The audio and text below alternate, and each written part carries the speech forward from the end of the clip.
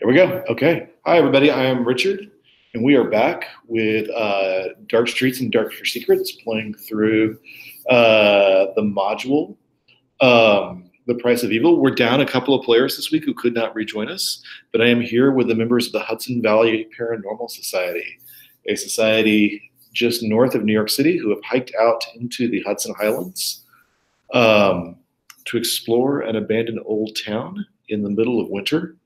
And I'm going to let their players introduce them to you. And we'll start with Eduardo. Cool. So I'm playing Edwin Strain. He, I think I've kind of summarized him up as sort of a weird consultant to the local police or DA.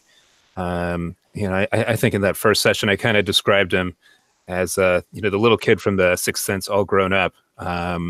Maybe just without sort of the guidance of the psychologist character. He's kind of thin, kind of wiry, tired looking, got a chronic cough. I mean, he's got sort of wrinkly, crumpled up clothes.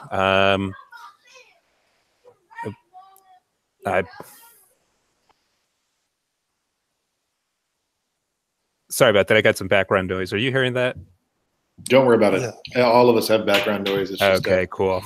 Part of being online. There you go. As far as the weird goes, he's got just sort of like a old, necklace that was, I guess, provided to him. I think is sort of where we landed on, something from the reliquary at the Basilica.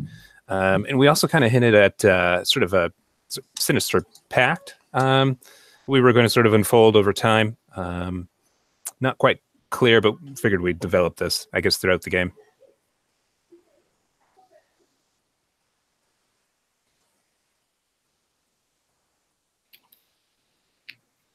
And I apologize to the audience at home for eating.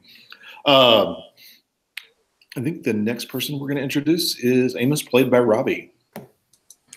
Okay. So I am playing Amos, who is a defrocked monk who is now working as a handyman. He's the archetype of the nimble. We were hinting that the monastery that he had been at, there was some type of disturbing supernatural event that was going on at the monastery that he found out about. And it was as a result of that he got into some type of conflict with the abbot and some of the other leaders of the monastery. And they got him kind of kicked out of the order. And so he's now kind of gone to work as a handyman. He, as his weird object, he has a silver whistle that was given to him by a elderly monk who he hardly knew, and who seemed to be suffering from some type of dementia at the monastery.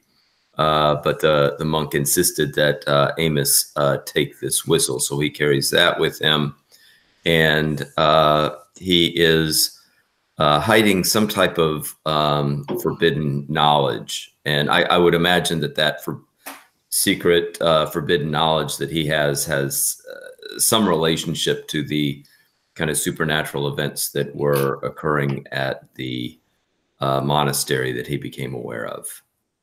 Okay. All right. And last but not least, Stephen. I'm playing Slugger Sims, who is a servant of the Avondale Repository, which is a secret library of arcane books within the New York City Public Library. He does not know exactly how he came to be a servant of the Avondale Repository. It happened a couple of years ago, and his memories at the time are kind of jumbled. But there is an ancient jewel embedded in his breastbone, which basically puts him under their control. So he is the tough archetype. His favorite weapon is a baseball bat. He's also got brass knuckles and a .38 revolver, so he can be a little flexible depending on the situation. And he's not an intellectual, but he's not dumb either. So he doesn't know as much about the occult as everyone else, but he's seen enough at this point to basically be familiar with ordinary, extraordinary phenomena. Nice. All right. So where did you guys leave off last week? What was happening? What did you learn?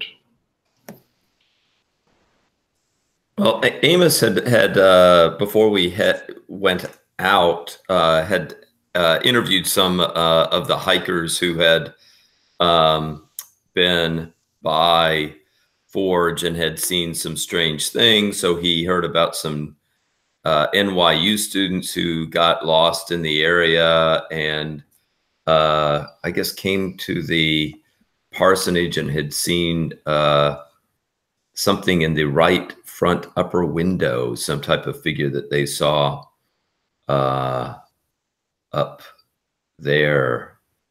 And I guess the figure up there seemed to be holding a mirror that was like reflecting some type of light. And then there was a woman in her late 50s who went by a trail near the Forge and saw somebody who looked like her ex-husband, although strangely, he looked very young at that time, not the same age that she remembers or that she knows that he would be. But he was like beckoning to her, trying to get her to follow. And then somebody else got lost as well. And they saw a figure in the old brick tower that is coming up, I guess, out of the parsonage. So we'd heard those events. I think we got up to Forge, and I think where we left off, I think Slugger was going into the parsonage, and then I think that me and Edwin were investigating the cemetery and had seen a freshly dug hole in the cemetery that we were standing over. You'd also notice some odd things about the church. Do you remember much about that? You know, I do recall that I think you had said that there was sort of like a classic Catholic church sort of foundation to it, but it was built, it seemed like a Protestant church was built over it, that there was a hole where the altar would have been and where you would normally find a relic. Does that sound all correct? Just sort of hints of weird kind of crypto-Catholicism, I think, you know, was the term that you used. Mm-hmm. And I would just add to Amos's description that I think you had said something to the effect of a 1 to 2 foot hole that goes into the ground and appears dug out. Is that accurate? Yeah, in the graveyard, that's the hole you saw. That it's not like someone dug up a body. It's somebody dug a 1 or 2 foot wide hole into a grave. The hole goes deep, but it's only about 1 or 2 feet wide. And it goes in right at where the head might be. Gotcha.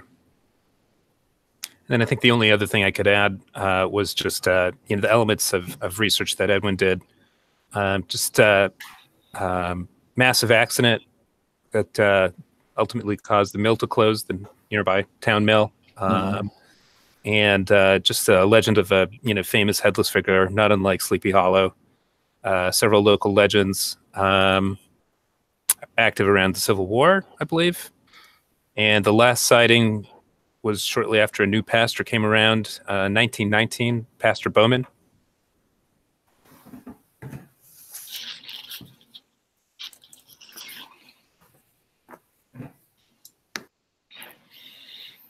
Probably, given the dates, the last pastor the church had before it was decommissioned.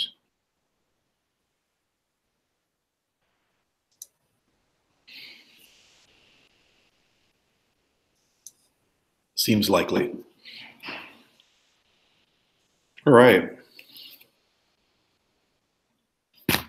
But you guys have started to move towards the house. The parsonage is the last intact building standing. There's certainly other foundations and broken buildings and buildings with walls sort of fallen. But the parsonage is intact, and it also had a tower over it to remind everybody, towards the back. Not classically where you would put one, but something like it's a 2-story house, not counting sort of the basement / garden level. But there's definitely a tower that goes up to the 3rd story, you know, what would have been the 3rd story if there was one there. It is open to the air. So I vaguely remember that was there snow? You know, some sort of storm that was coming through, or you got the feeling that you had the feeling that that's sort of brewing. It's got that snow feeling in the air. It's wet and kind of crisp, heavy, and the clouds are very, very high. It's very cloudy and it's very high clouds. So snow seems possible. It wasn't the last time you could get a signal. It wasn't in the forecast, but there is, especially in the mountains, there's frequently a disagreement between what the forecast says and what's actually in the sky. And I vaguely remember, were we trying to set up camp, or were we trying to rush through some evidence collection? You know, Amos and Slugger, do you guys remember? I remember 2 of your friends were thinking that you might need to stay the night since it is late afternoon. Right. No. Yeah. I mean, I think that's why I was looking in the parsonage. I was going with a couple of the others who were checking it out before it got dark. Yeah, and I think we were initially thinking we might set up camp outside, but I think that we've decided that we're going to check out the parsonage as an intact structure that would certainly lend itself to if we had to spend the night, we could just sleep in there if it checked out. And surprisingly, for a structure that's at least 100 years old, probably closing in on 100 years old, if not over 100 years old, the roof seems largely intact. If you've lived in the Northeast for any extended period of time, you know that's sort of a miracle. But the roof seems largely intact. Yeah, so oh, go ahead. Go ahead. I'm sorry. No. I asked you what you were doing. I was about to ask you what you were doing. So, you know, Edwin is lighting up a cigarette, and it's a cheap cigarette, and you know, he has. I think I tried to express during that last session that, you know, he's completely out of his element in sort of rural, you know, environment. I mean, he's a creature of the urban world, and I mean, you know, just basically looking over to Amos and Slugger, you know, what do you guys think? I mean, should we just go ahead and set up in the parsonage? I mean, he's, you know, cold, uncomfortable. He's starting to get a little hangry. and, Yeah, and I sort of nod and say we took a quick look. It looks like it'll at least keep the wind out. Yeah, it's amazing that this building, I mean, you look at all the other buildings around here and they're crumbled down and a lot of them just foundations. This is kind of surprising to see, you know, this building seems to be pretty well put together.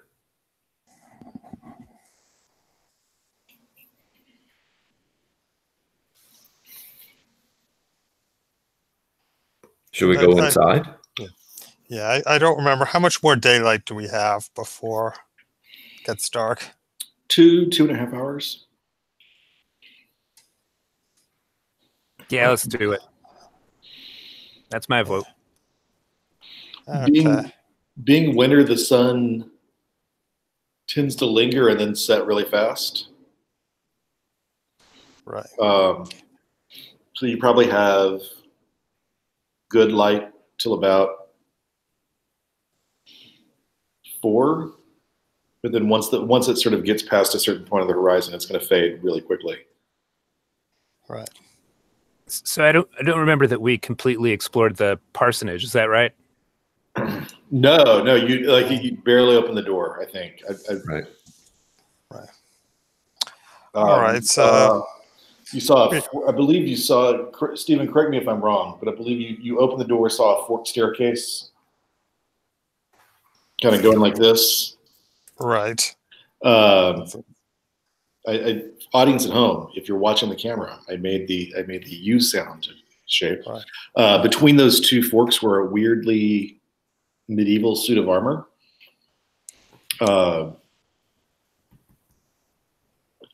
And kind of a big entranceway. There were doors on either side of the entranceway. The house is sort of big and sprawling, suggesting the kind of house that you had for the parson who expected to have lots of kids. And many church-related social events in their home. So it was a house that came with lots and lots of expectations and strings. But it had a big staircase going up to a smaller second floor. Second floor is definitely smaller than the first floor. And you've already looked from the outside and know there's a tower toward the back.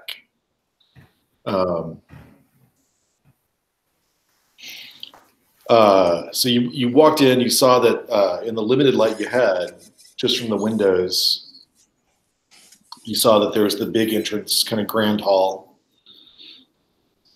sort of thing, big staircase. Couldn't see much behind the staircase. You know that just based on what you're looking at outside, the house would have to extend on past that staircase at least a little bit. But you're not seeing much in the current light. And you could see the glint off that suit of armor. You'd guess probably made out of tin. That's usually what you make out of. You make cheap souvenir suits of armor out of, and holding what looks like a tin halberd.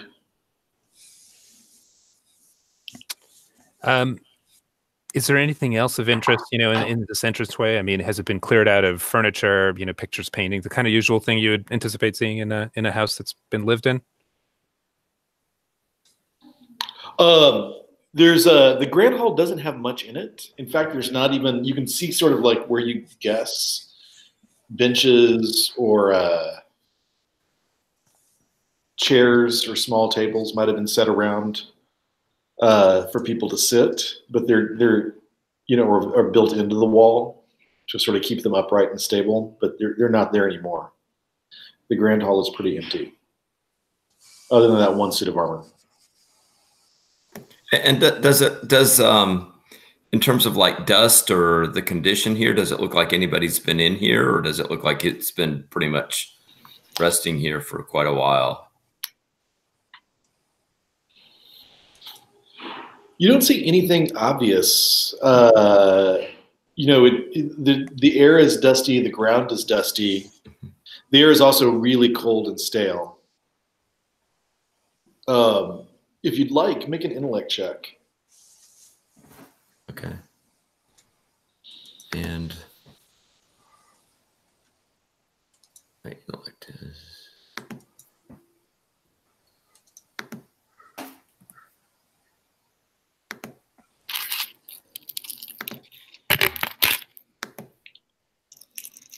so I rolled a 3.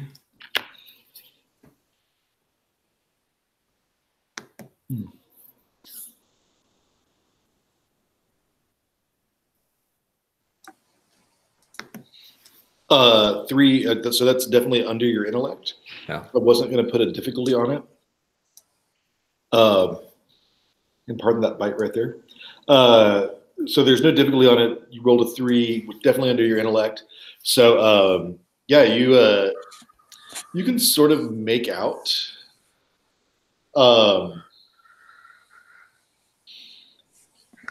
sort of in the dust, you can sort of make out footprints of the sort where dust is resettled over them.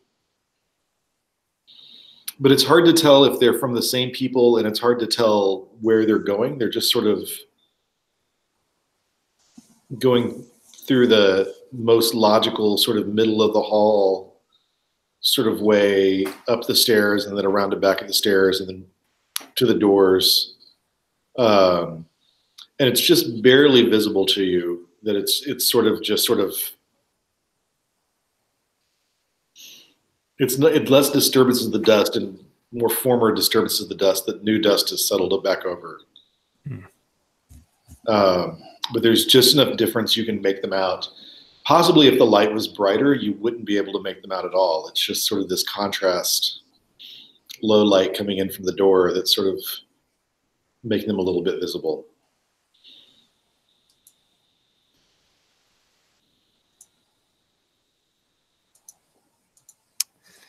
All right, guys. What do you say? We split up and we kind of check this place out, or you all want to kind of hang out together and, you know, look at the upstairs and look for an attic space or maybe a basement?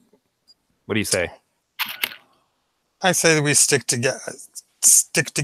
It won't take us that long to go through the house and figure out what there is that needs a more careful look. Yeah, that sounds good to me. I would like to take a quick look at that suit of armor. It's kind of strange that a lot of other things have been removed, but there's that kind of gleaming suit of armor over there that's still there, and I'm kind of curious to see what kind of condition that's in.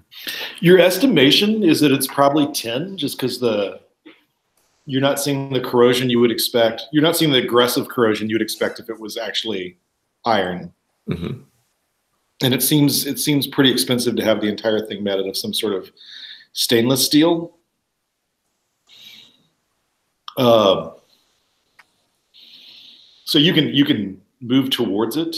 What are the rest of you doing as Amos moves towards that suit of armor?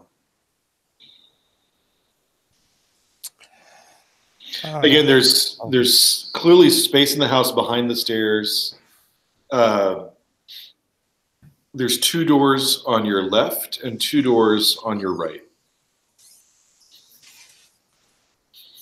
Just kind of coming off and both of them are nicer doors. I mean, they're biggish of the double door style.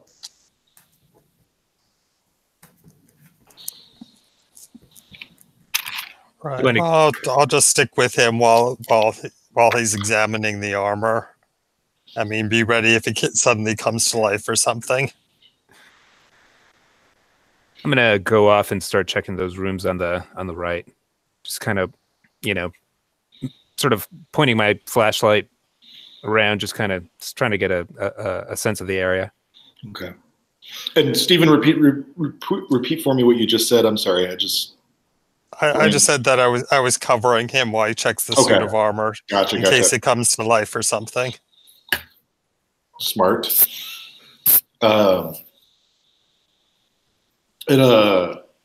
Edwin, are you looking at that closest door to the front door, or the one that's a little further away?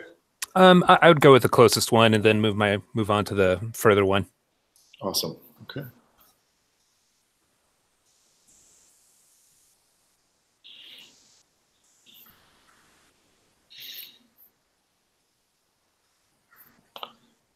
Give me 1 second. So that suit of armor, you were sort of right, Amos, that it's a little more glistening than it should be. Now that you're up close to it, does not seem like tin.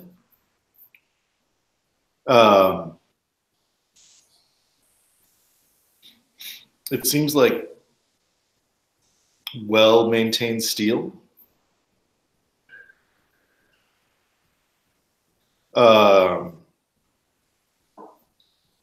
Maybe not something of, military usage, but definitely something that somebody's taken care of at one point. Um,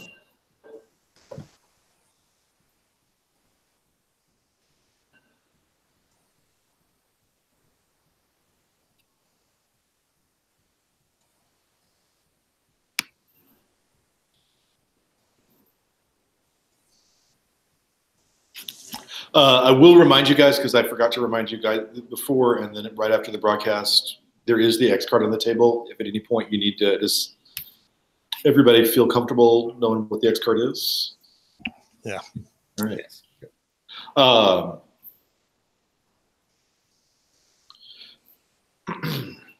so as you,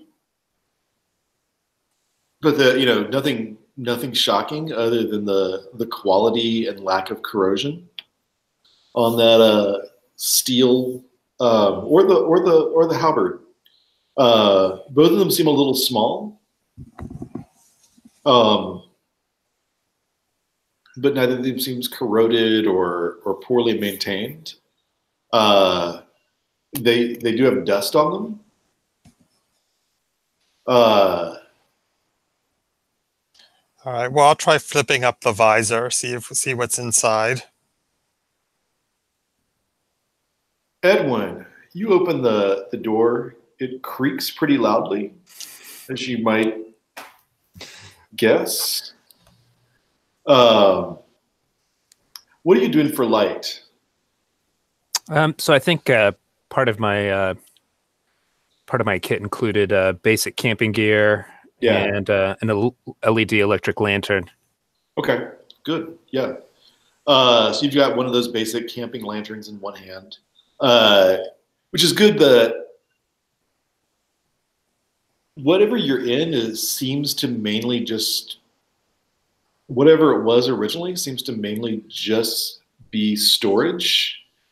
There are it's really dusty, which is vaguely ironic since there's some old brooms and old mops and pails nearby. So clearly this is a place that people have at one point stored cleaning supplies. Those seem pretty fragile and heavily worn. There are some makeshift shelves just sort of put together. There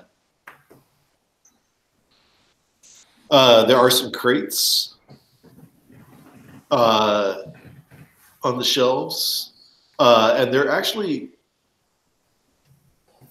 sort of there are some shelves. The shelves that have stuff stacked on them are sort of mostly blocking out the light from the window along the front of the house. And there's a door on the far side of the room. A couple of the crates are marked fragile. One of the fragile crates has been overturned and is just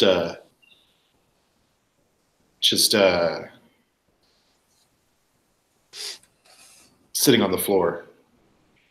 Okay. So the crate that's been overturned, I mean, has it spilled its contents out, or is it all still? It's just empty. Gotcha. Okay. The door that you said at the end of the room, can I tell, just sort of by its positioning, whether it leads outside or to another room? You're guessing it would lead to another room. To another room. It's not an external door, and you didn't see a side door along the outside of the house. All right. And apropos to nothing, just for flavor,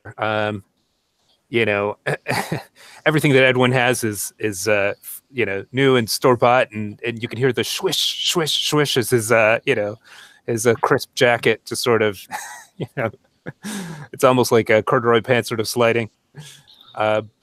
You're gonna be glad of that crisp jacket if you get precipitation. So absolutely. So I'm gonna move on to that door at the back. I'm just gonna follow the Mm-hmm.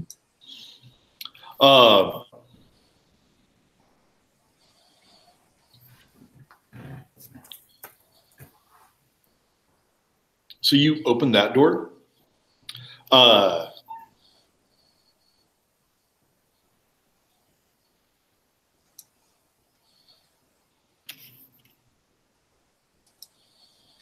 There is it's clearly set up to be sort of a room where you would maybe do basic gaming during a reception. There's sort of a ornate, what looks like a card table in the middle.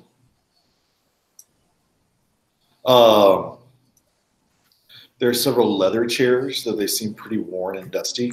The dust seems to have gotten into them. It's causing the leather to corrode.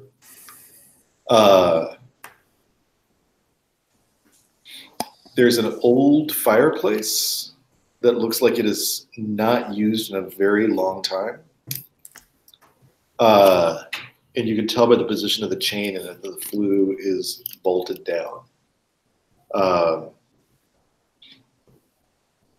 And then above the mantle, right now just sort of propped on it, no longer sort of hanging anywhere, is just an impressive set of antlers. Antlers, okay. Yeah.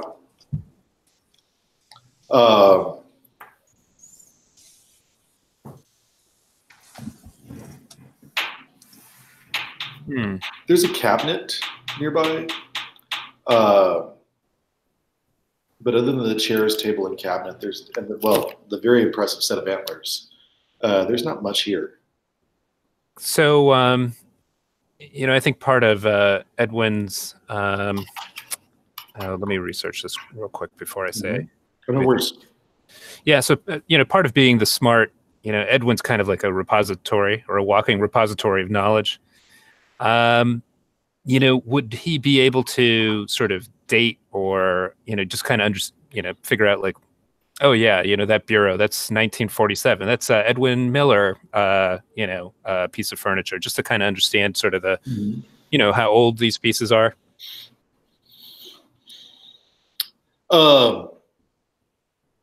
Make an intellect check. Okay. And that's a 2d10, correct? You're going to do just a d20. Just a single d20. Just d20. Straight up. This doesn't necessarily relate to either of your professions. Okay. I'm sorry. That rolled 2, and I don't know why. I'm sorry about that. Just clear it and re-roll.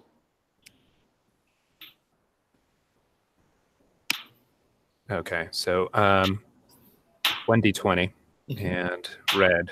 I just want to make sure I do this right again. Okay. Here we go. Okay, a 5. A 5. Okay. Under your intellect of 15. Right. And just for the audience at home, really what you're looking for is is getting a high roll, but without going over your score. So this is still a success. You can tell this is mostly handmade furniture because it's not of a particular style, which would make sense for a remote community in the mountains when like cleared out at 1930s. This is somebody in the community was making not ornate but decent furniture and then doing some nice old upholstery style work on them. Okay. There's definitely upholstery pins. And then there's kind of cloth batting stuffing things. You can see where the leather is sort of coming apart. You can see the cloth batting sort of coming out. Gotcha. But you're guessing handmade. Okay. And it's of the period you said, pretty much 1930s. Yeah, that would make sense for what you knew about the period. There's nothing weird or suspicious about the existence of the furniture other than the fact that it's seems to be well taken. I mean, the leather is coming apart, but the wood itself seems to, including the polish, seems to be holding up under the dust pretty well.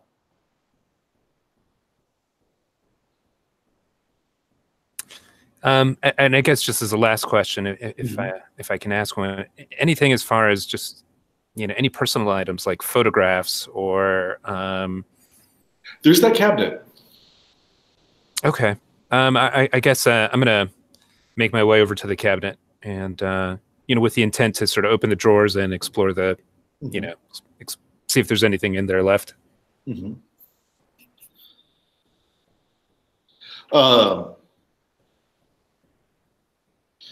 As you open it, there's some basic sets of cards.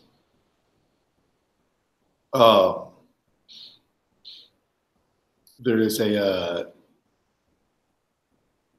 innocuous-looking wooden box with a felt lining. And then there's a rather firm-bound looking Bible with a kind of a locking clasp on it, like you might see in a diary. And I'll let you think about what you want to do as we go back to Slugger, who was just about to open the visor on that suit of armor.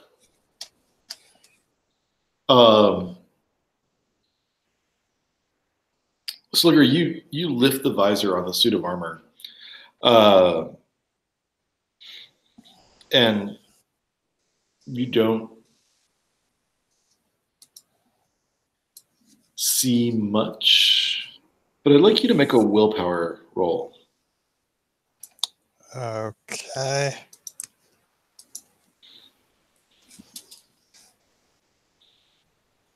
$16. I blew it. Oh. So you look in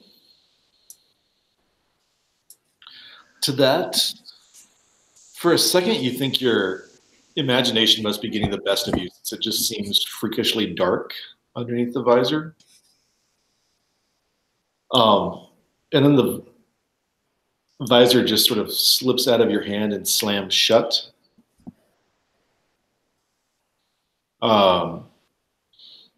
And you find yourself sort of jumping back.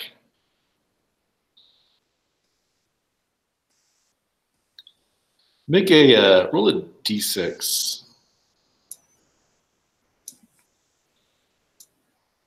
2. Let's take 2 points off your sanity.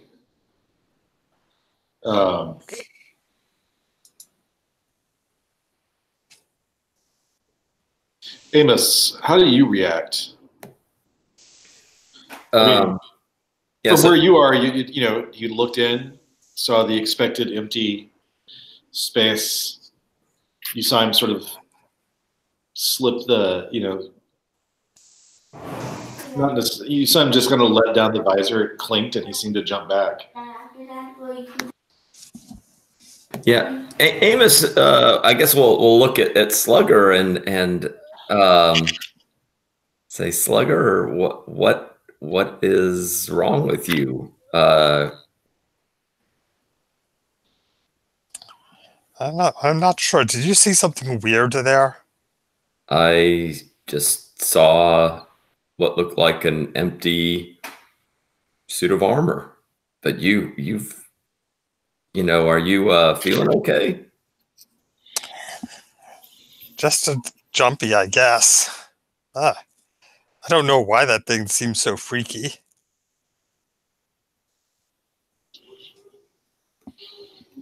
And I guess Amos will go. One thing I'm kind of curious. Amos is curious about is like, does this look like just a purely decorative piece of armor, or does it look like it was actually an actual functional set of armor? I mean, Amos will kind of go up to the arms and kind of try to get a sense of whether this is like just purely there for decoration, or if it looks like it's somehow was actually used. Definitely bolted together for decoration. Mm-hmm. But even, just from being a well-educated person, that, that's where suits of armor in museums mm-hmm. come from, is somebody takes a real suit of armor and sort of bolts it together so it stands up by itself. Mm-hmm. Make a intellect roll. Amos.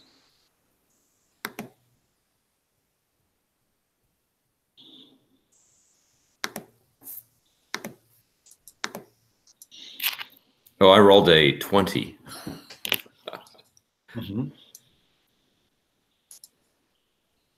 I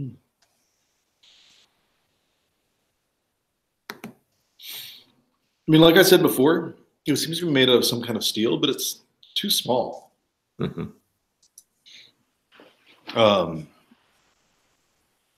It's just too small for anybody to, and not just like child size small. It's like the size. It's like proportioned for an adult body, Mm-hmm. but small. And is this halberd, is that free? Can I like take it out of the hand? It seems to be kind of bolted in place.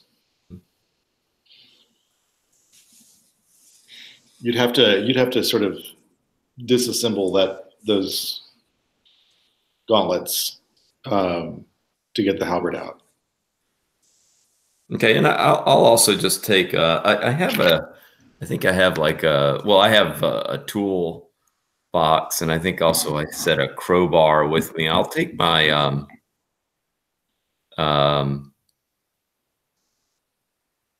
I'll take my crowbar and kind of bang on the suit a little bit. Not real hard, but just to kind of see what it sounds like. Mm-hmm. Back in the study, you found those things, the cards, the sort of clearly ornate small box, almost like a small jewelry box.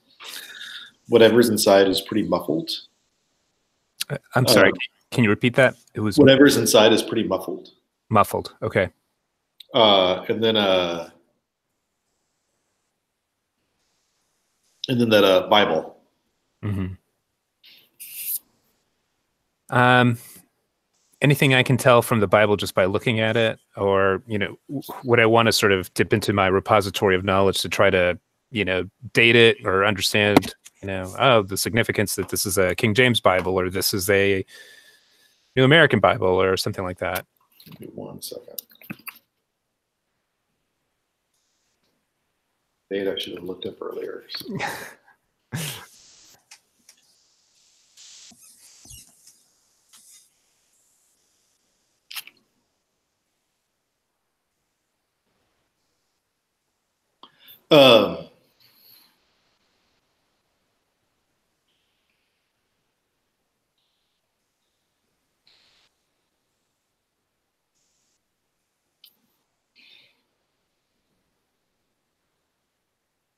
Yeah, it's on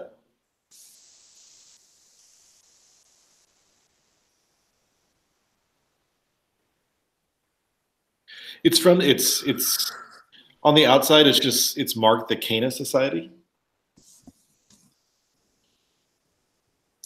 As you pick it up, it's definitely stiffly bound. Okay. And you said it had a lock and key mechanism? Yeah, it had a diary style lock and key mechanism. It had either a cardboard or thin wood board binding. It's not like it's not a soft leather binding. It's a hard bound, solidly bound book. It's pretty inflexible binding, and it has that sort of weird sort of lock and key belt kind of mechanism. More of a, it's not something you could easily sort of break that. And on the binding, it just says the Holy Bible, and at the base, it's sort of like in smaller print reads the Cana Society. Okay, the Canaan Society. Cana. Okay. Cana. Okay. Can I examine the box? I mean, is there anything? It's just like a jewelry box. It has a little clip that holds it shut, and I can't help but open the box and see what's inside. At first, you just see wrapped soft silk and felt and other cloths around stuff. But I think then you realize they're sort of wrapped around dice. Cards are respectable, Edwin. Dice were not.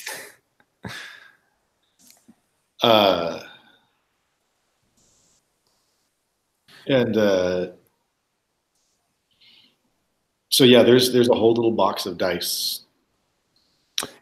And finally, I guess the cards. Is there anything obvious? For example, at a certain point in time, they would put actual pictures as opposed to just sort of drawn pictures, or anything that kind of might give me some sort of clue as to where and maybe when they came from. So what are you doing? You're kind of spreading them out, taking a look at them. Yeah, I think I'm just kind of just fingering through them in my hands.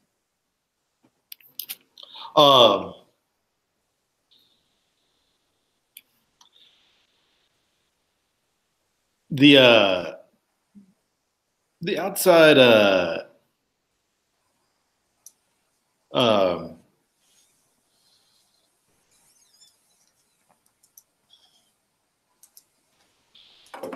is I mean they're nicely printed wax paper. The backs of the first few indicate that they're printed by the B company. But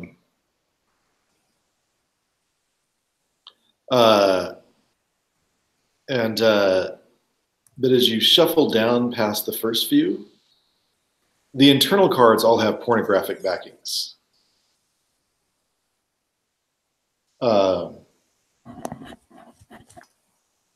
I mean, they would probably not be scandalous to your modern mind, but or they would not be particularly surprising to your modern mind.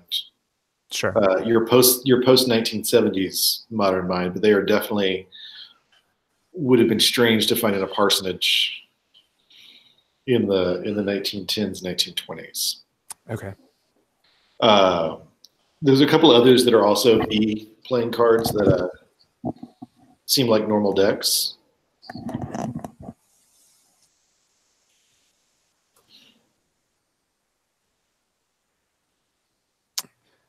All right. I think I at about this time, I mean, I just call to Slugger, Amos, just. You headed back out that way, or? I pause for a moment just to see if they respond. Your name is Ryan. What you were doing just as you were sort of tapping, correct? You're muted, Robbie. Yeah, taking my little crowbar and kind of just tapping around on the suit of armor to hear what it sounds like. Give me 1 second.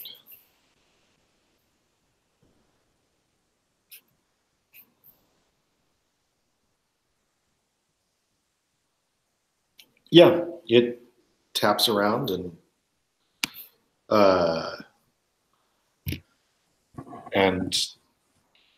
it sounds hollow completely. There's nothing weird about the suit of armor itself. I mean, other than it's, well made. It doesn't seem to be purely decorative. Mm-hmm. Or it doesn't seem like the kind of inexpensive decoration you would have picked up.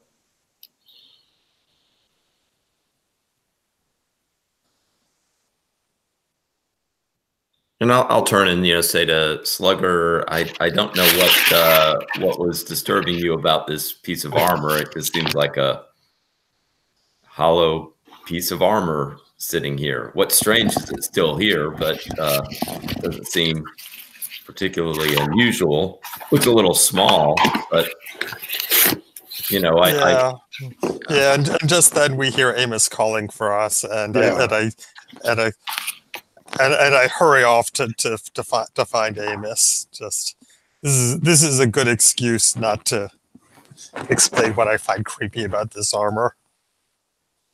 Amos, just to clarify for you, there is a door that goes further into the house, as well the two doors you came through that go into the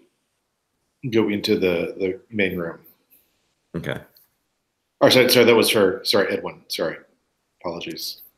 Oh, I apologize. Can you repeat that? Just to make there was there's a door that sort of goes further into the house. Okay. Of the smaller, less decorated sort of door.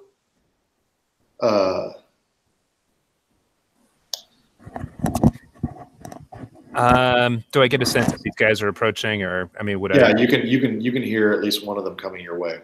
Okay, I'm gonna hold these Yeah. items up, for them to take a look at. So yeah, you've got the Bible, you've got the playing cards, a few of which are pornographic. You've got the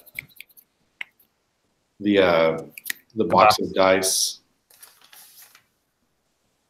And Amos, were you following? Yes. Yeah. I'll follow over to that game room. Yeah. So I would assume I know Amos's background, and I make a point of holding out the Bible for him to take a look at. Yeah, and check this out. What do you think of this? Yeah. So and Amos will take it up, and the lock. I'm assuming it is locked, right? That it doesn't. It's a flimsy little lock. Okay. Yeah, so I'll look at it. I mean, does the name the Cana Society mean anything to me? You can make an intellect check at advantage. Okay.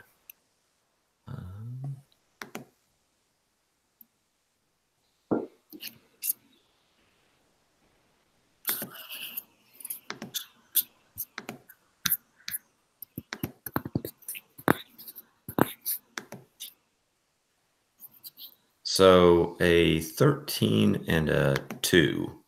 Okay. And what's your intellect? 14. Okay. You got 13 out of 14, which is really, like I said, we're rolling high without going over is sort of the goal. So I think the first thing you notice, Amos, is that the thing is tightly bound, but what's giving it the impression of even being more tightly bound is the fact that some of the pages seem to be glued together.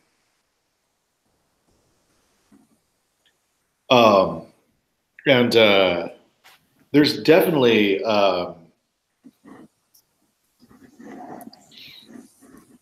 it takes you a minute to realize why Cana Society sort of jumps out at you, but then you remember that Cana is where the wedding was that Jesus turned the water into wine.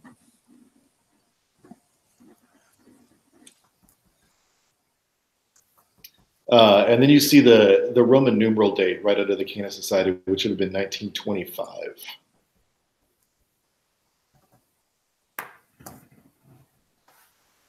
And like I said, this is a flimsy little lock. Mm-hmm.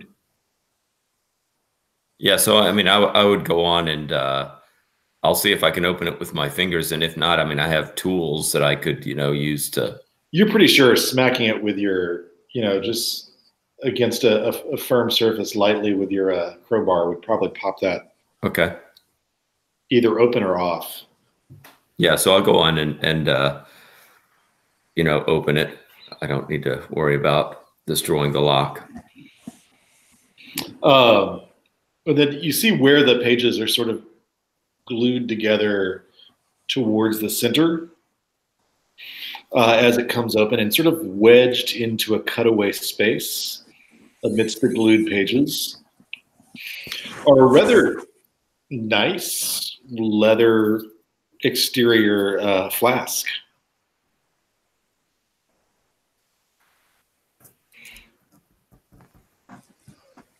Does the flask have anything? I'll kind of jiggle the flask. It's definitely got some stuff in it.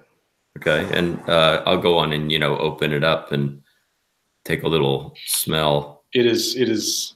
Yeah, I think contained for almost 100 years, or at least 80 years, and jiggling it and then opening it up, you're going to release a good amount of alcoholic. You don't even have to pull it up to your nose before the smell of distilled spirit sort of fills the room.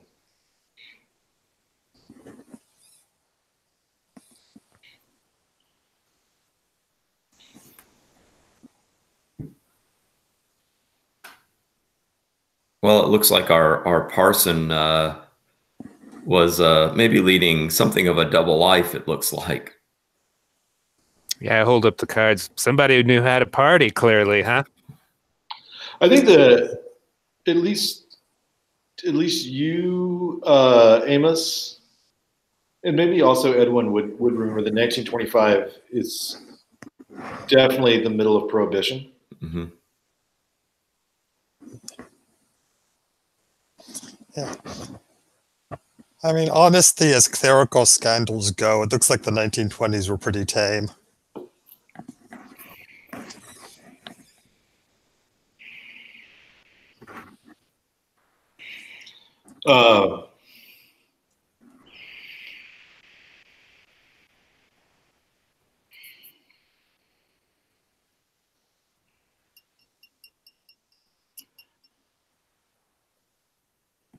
And there's no note of the translation on the Bible pages that were glued together, Robbie, but with that really good roll, both of which were successes and one of which was a 13 under 14, I think you're also going to notice that this Bible,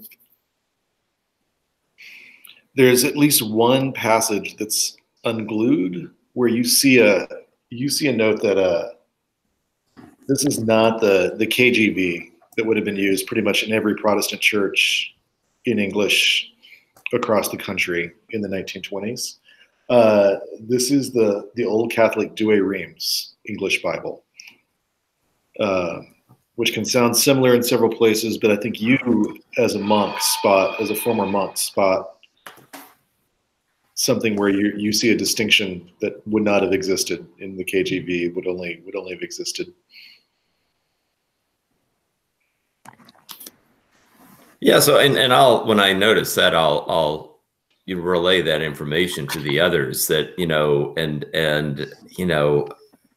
we've also noticed that, that church foundation had this older kind of Catholic, look to it that had been, that it looks like there was a triple life, going on here with the Protestant and the Catholic, and then this, very secular lifestyle that seems to be present here.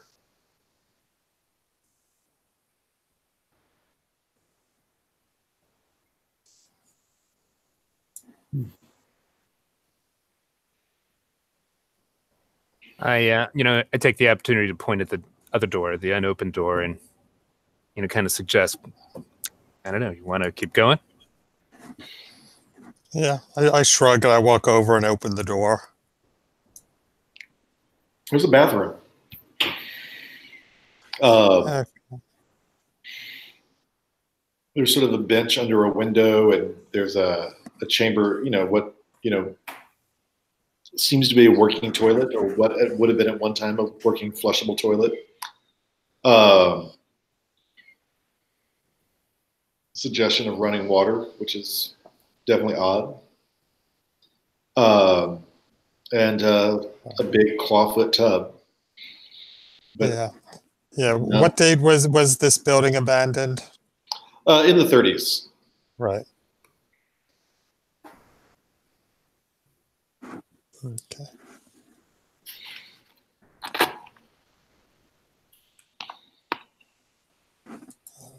All right. So there's no medicine cabinet or anything. Everything. Yeah, everything is in plain sight. And there don't seem to be any linens around.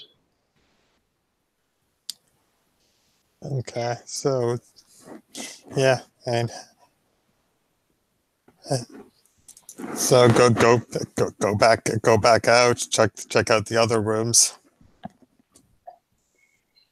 mean, you came through the storage area. There's a door. There's another door off the bathroom that would seem to head back in the direction of the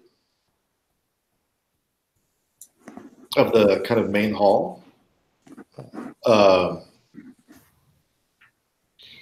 Neither of these were locked, and both are open. In the bathroom, I think Amos would try like one of the faucets to see. Yeah, not working, but you didn't see a water tower in the town. Mm-hmm.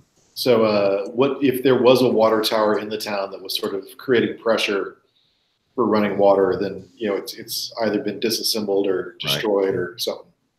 And so there's currently none. Right. Nothing coming out of the faucets.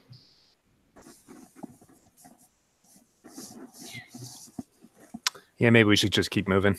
Yeah. More doors on the second floor we haven't even checked out yet.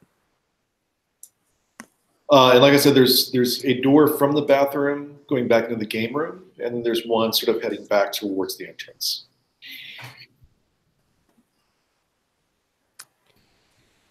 Unless anyone feels differently, I'm going to go. I was thinking maybe going back to the main entrance and then trying that further door on the right that I had the option of going into. Okay. Do you guys want to? Okay. Yeah, that's fine. Yeah. Okay. That's fine. Yeah. The further door on the right, you mean? Yeah, I thought you had said you're guessing that you're guessing the bathroom door would lead to whatever you and the entrance, right? Gotcha. So then it's really just the two doors on the left that we haven't explored. Right. Cool. Or and whatever's behind the stairs. So. Okay. Amos, Slugger, you guys got a strong desire to check out any one of these? I mean, yeah. Why don't we just take a quick peek on the left at one of the left doors and see what's over there, and then we can, if it's kind of more just kind of stuff like this, we can head upstairs. Mm-hmm. Sounds good. Okay.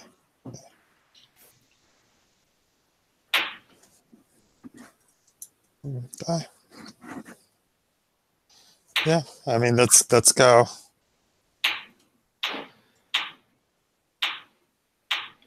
All right. So which way are you going? Are you going back through the game room and that place with the shelves, or are you going through this unexplored door? I'm fine going through the unexplored door. Okay. Yeah. As you might guess, when you open, since there's not a connection to it, you can sort of mentally picture that there's not a connection to the external wall. There's not an external wall, so there's no window in this room once you sort of leave the bathroom. So this is a pretty dark room until your light, Edwin, sort of comes in.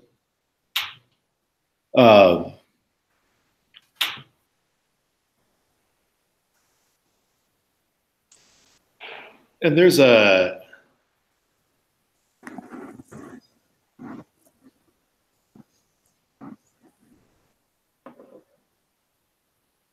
desk, there's some shelves.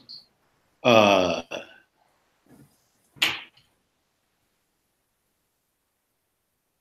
much else here. In your light, it looks like the desk area is sort of a mess. Things look broken. Like the desk looks broken. So the old sort of writing desk with the shutter and somebody kind of pulled the drawers out.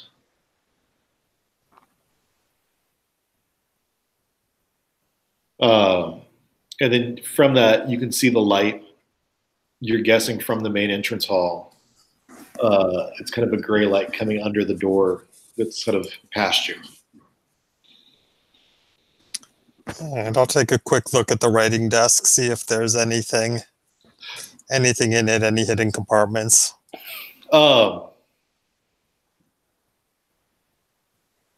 Somebody, I think Slugger, you'd notice this without even needing to check anything. Somebody took a crowbar and ripped up this desk pretty well. Now that you're like over there with looking at it, the drawers have been pried out, and you can see where the locks on the drawers that sort of turn up to sort of lock them shut were just kind of yanked out with a crowbar. Because the area where the lock was turned up is broken. And same thing with the broken locks along the what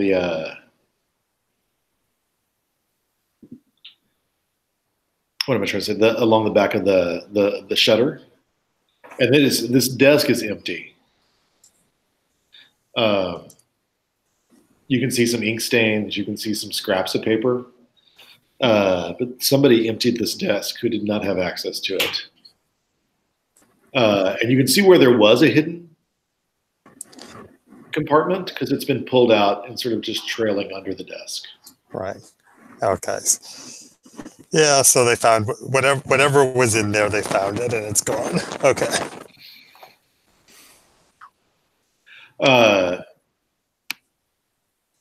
It is pretty heavily dusty in here. And the bookshelf looks pretty unstable. Like it's just rotten wood. And the bookshelf is empty? Yeah, there's nothing on the bookshelf, nothing on the desk.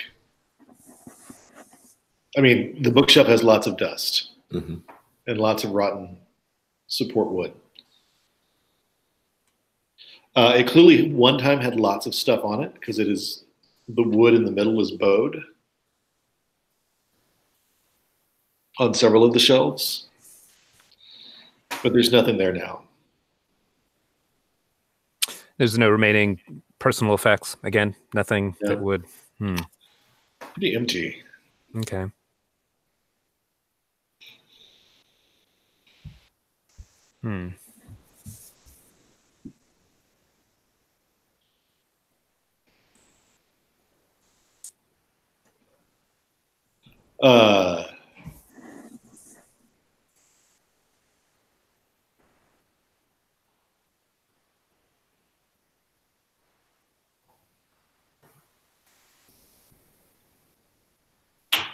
And you guys are just in the flashlight light here.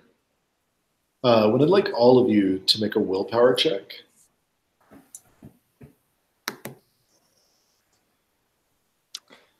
And this is a single D20 once again?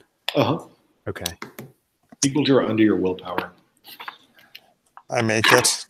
Nice.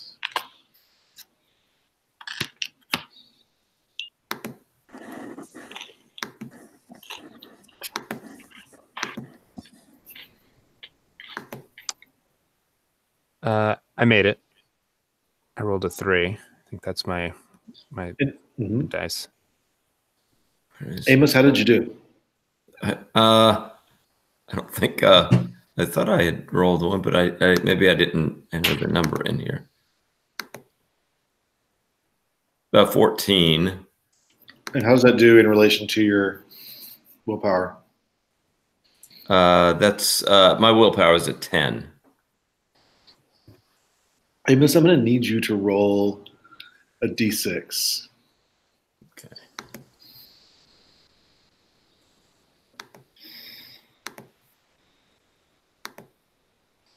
I got a 5.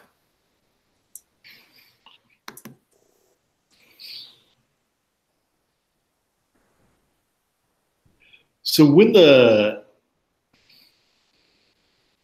door comes, or when the drawer that Slugger was just checking out slides suddenly back into its place,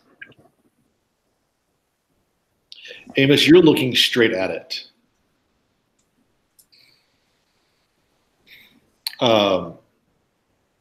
And your sanity goes down by 5.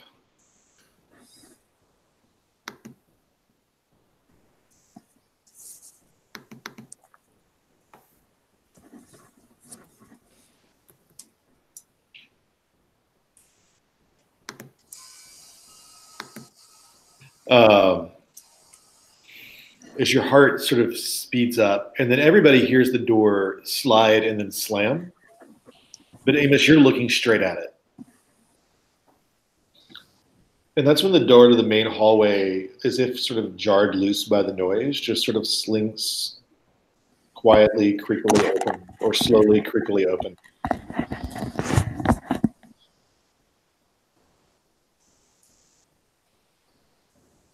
And you hear the wind in the main hallway coming from beyond. And I think we will take a 10-minute break, come back right at 10. Sound good? Okay. Cool.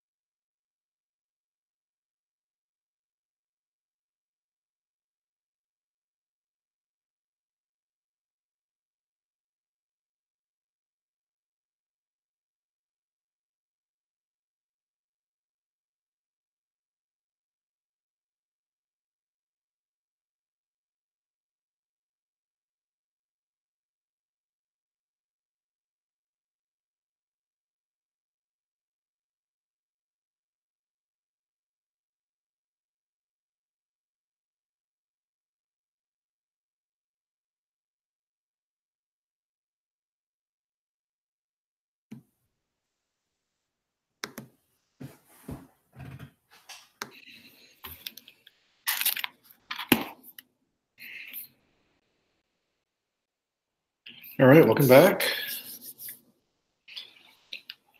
So Georgia slammed, and then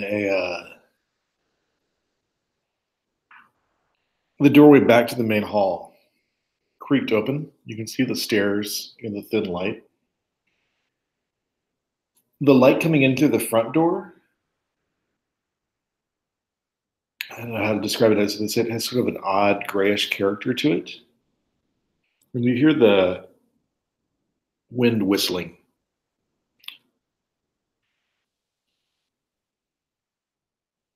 and you're still standing in that largely dark room with just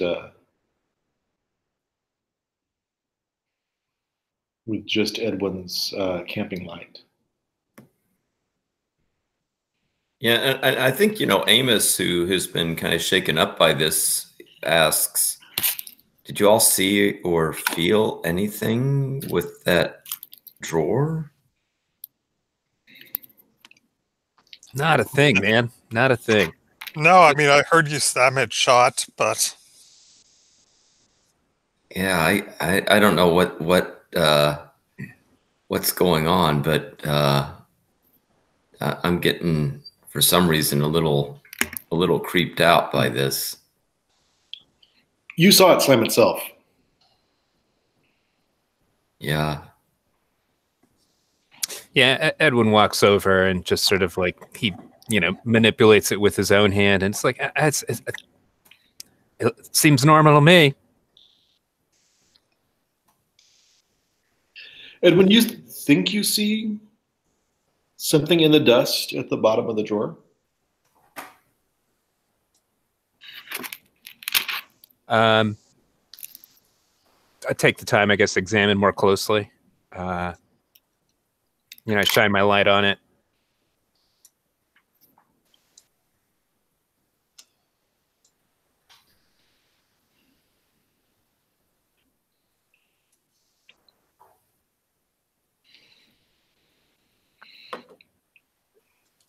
It's like someone has written with a finger in the dust.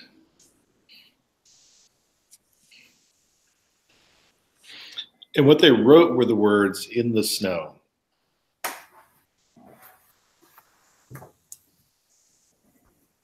So I point that out to Amos and Slugger. And I try not to disturb it. And take a look at this, guys. This looks weird. I don't know if this is just my imagination, but I could swear this says "in the snow." That's exactly what it says, which is weird for you, Slugger, since there was no. Yeah. I mean, I looked at these drawers before. There was nothing written in the dust. Maybe this is like one of those 3D puzzles where you got to squint really hard, and maybe you see a dolphin. I don't know. Maybe I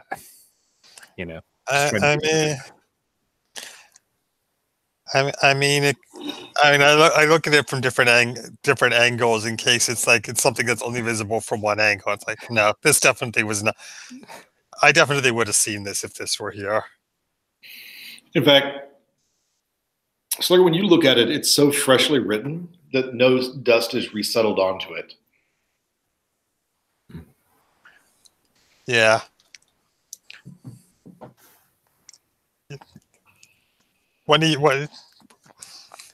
Yeah, I think one of these guys is messing with us.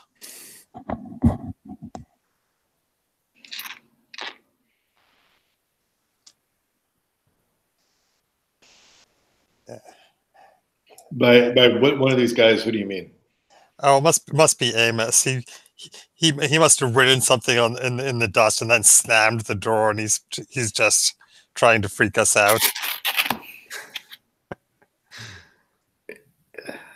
That would be quite some trick to pull off. I don't know. There is something very, very strange going on here.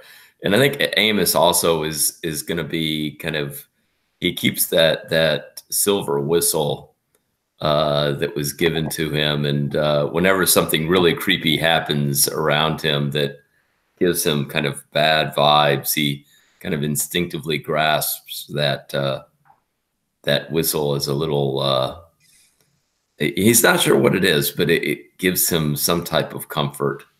Mm-hmm. Yeah, I think Edwin reacts. Come on, Amos, quit forking with us. This is business.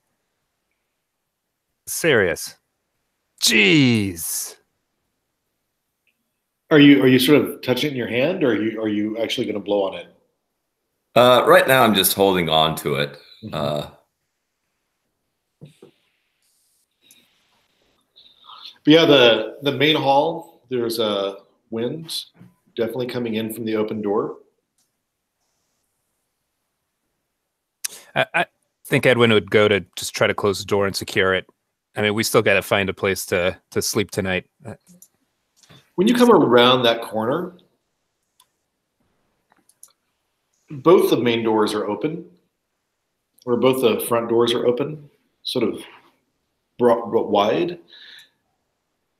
It's snowing outside, coming down pretty steadily. Okay. The wind is not whipping, but it's certainly uncomfortable where you're standing. And even though it's only been a few minutes since you were last, or a minute or so since you were last near a window, there's about a half-inch accumulation on the ground.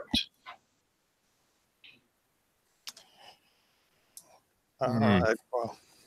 And the light is really gray. All right. Well, I'm gonna shut the door and make sure that the door latches this time. Edwin would assist too.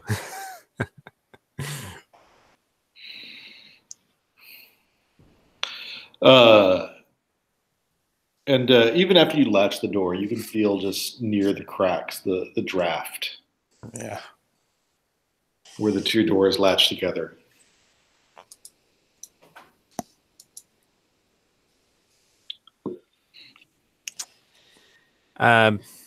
Yeah, just come on, you guys. All right, let's keep it going. Okay, let's finish checking this place out. All right. Right. Yeah. Do you want to check the doors on the other side of the main hall, or should we go upstairs? Yeah, let's finish off the ground floor.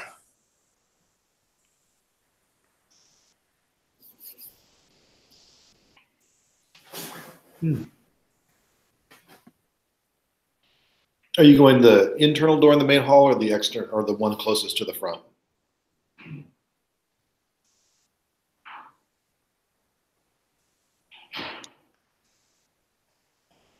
Let's do the one that's closer to the front, whichever ones we haven't done yet. Okay. Go through them one at a time. These are on the left, so. Yeah.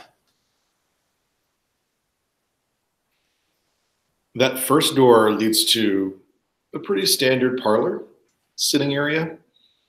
Dusty, but still most of the furniture seems to be there. There's a couple of places where pictures look like they were taken down.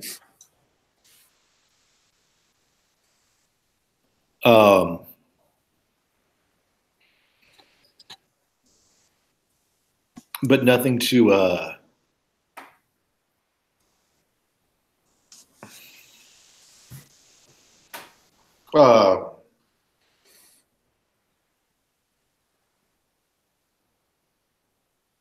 weird. There's a tea service and a little curio display that's locked. The lock on the curio display hasn't been broken. No. Yeah, so that's kind of odd, since somebody has obviously been searching this building, that they didn't search the curio display. Mm-hmm. I mean, the curio cabinet is mostly glass. So they may have felt like they could see it. Yeah, they might have been looking for but it's an indication of what sort of a thing they were looking for. It might be papers rather than physical objects. And what sort of curios are in there? It does occur to you too, Slugger, with your background, I think, as a tough guy from Brooklyn, that non-glass closed cabinet in the game room also was not broken open. little sort of like, early 20th century tourist items, little bits of like porcelain. Whoever was from here traveled in Asia pretty extensively. There are little sort of kitschy tourist curios from Asia in cheap porcelain.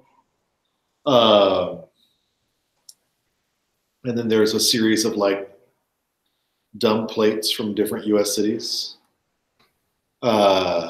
There's a memento book about the Chicago World's Fair.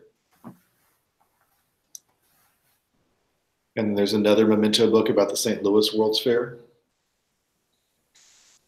And this is all locked, but you can see it right through the cabinet display. Right. I mean, you said there was stuff from Asia. Yeah. That's pretty unusual given the period. It's long distance. Possibly unusual. I mean, these, Yeah. It seems kitschy stuff. Right.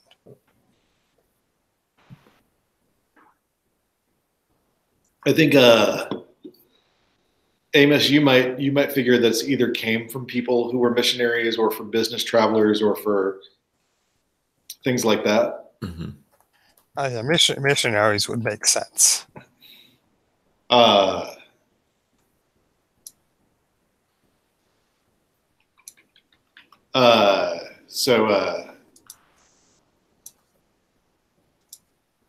But that's what's here, other than the tea service, which looks largely intact.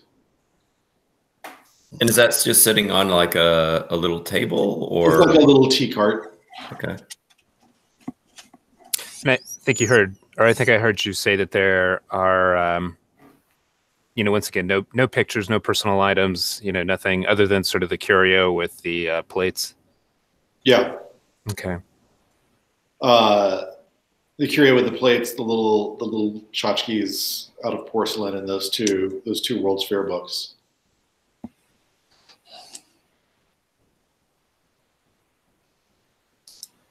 I could probably get the curio cabinet open if you think it's worth taking a look in there.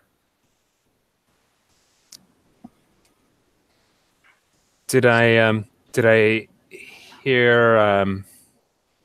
Did I understand correctly that it was kind of just like a glass front, and that we're able to sort of see inside, and that those were the plates? Or yep. Okay. I mean, hey, if you could open it without breaking it, I mean, maybe there's something that something that we missed that we'd pick up if we could actually get in it. Maybe. Yeah, I could. I can take my crowbar and try to kind of pry it a little bit. I don't think Amos is going to be too concerned if there's a little breakage of the lock or something like that. Go for it. Yeah. Yeah. Yeah, there's definitely a little breakage on the lock, but it doesn't take a lot to get it to slip. What do you want to take a look at? Well, I guess I would be, it has, you said that there were like little pamphlets from the World's Fair or little like postcard things from. There are little souvenir books. Yeah. I'll pick those up and kind of thumb through those a little bit. They have photos. They're, about the different countries that have displays and the different companies that have displays at the World's Fair. Mm-hmm.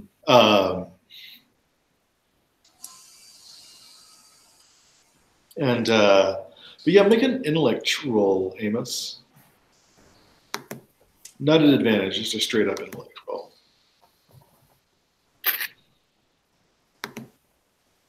A 14. Out of 14? I think so. Yeah. Yeah. 14 out of 14. So, Amos, you have a moment that you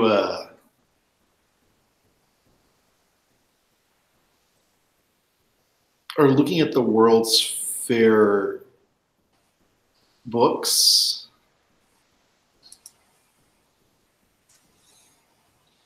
and you would swear that as you're flipping through, you just saw the words "in the snow." Mm-hmm. And that's when you notice that all the plates of all the cities display wintertime scenes. Suspiciously, even the plate of San Francisco and Atlanta.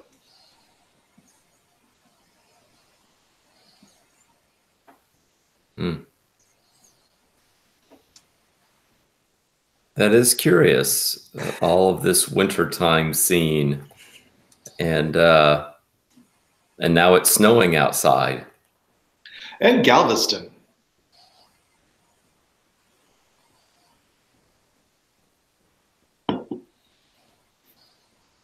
Hmm.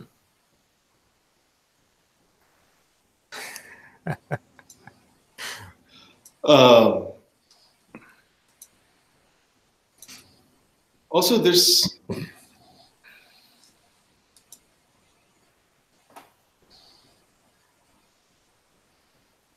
the same clerical-looking figure in a Roman collar with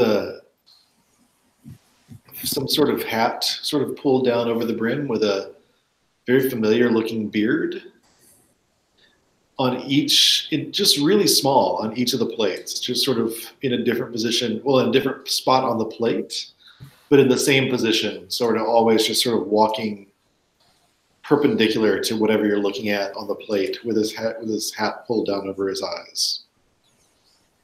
And does this figure, I mean, with the vestments, it looks like Roman Catholic, or? He looks like a priest in a suit, but he has a familiar looking beard.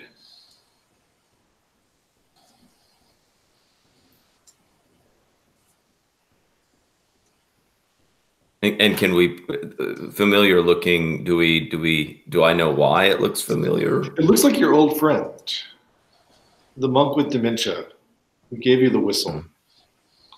Except, you know, it looks like him as you knew him 10, 15 years ago. Mm-hmm.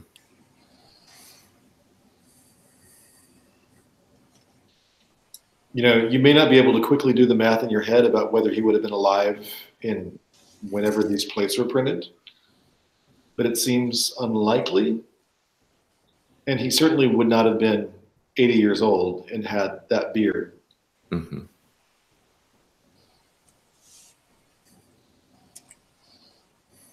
Well, I think with Amos seeing that, he's he's holding that whistle, and I think Amos will put it to his lips, and not a really loud whistle, but will give a little blow to the whistle that this elderly monk had given him. Amos, roll willpower.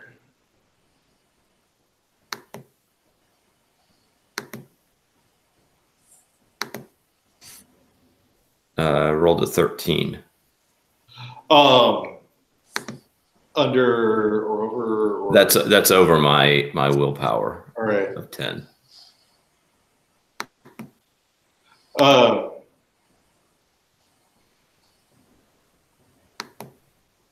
You blow the whistle.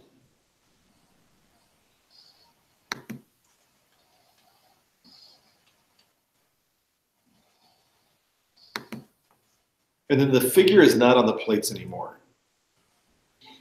Or at least where you were seeing it. You could have sworn it was there. Instead, it's generic winter figures playing in the snow. No clergy of any obvious sort in sight.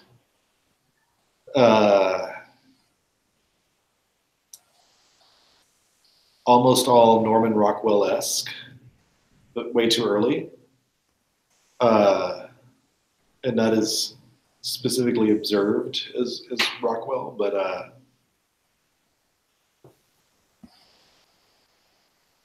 that's when all three of you hear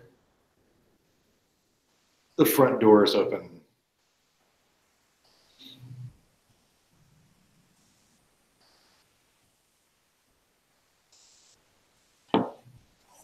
I'm gonna go check it out because I know I shut that door.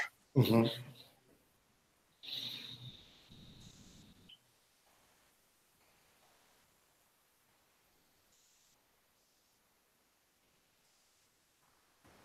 And it is both getting darker and snowier outside.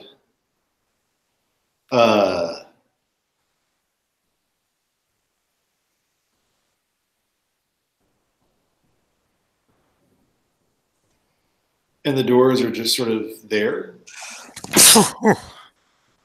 There's not any significant wind. Certainly, you wouldn't think enough to blow a latch door open.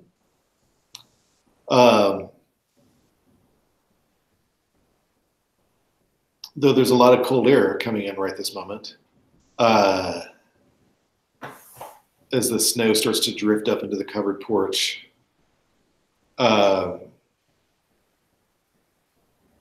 And it's falling pretty thick, though not terribly fast. And I think that's when you see clear footsteps, Slugger.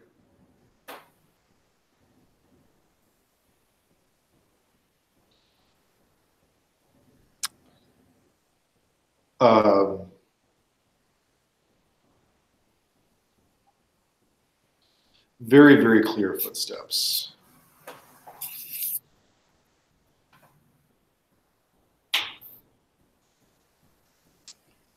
Okay.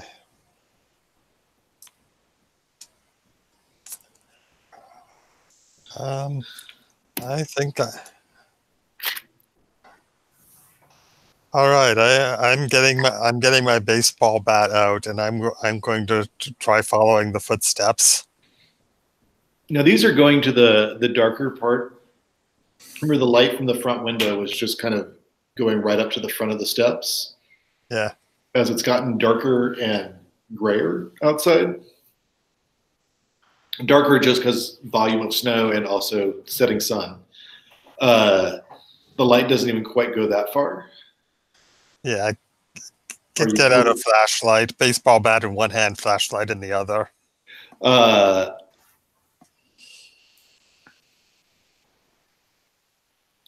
And the footsteps, or the footsteps in the dust, go to a little door.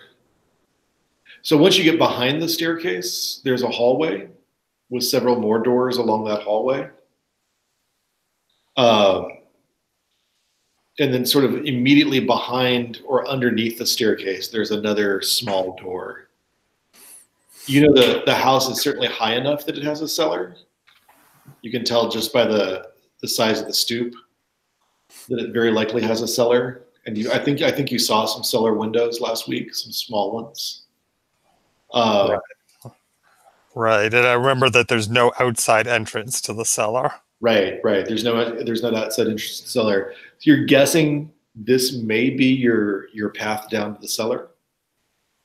And that's where those dusty footprints stop.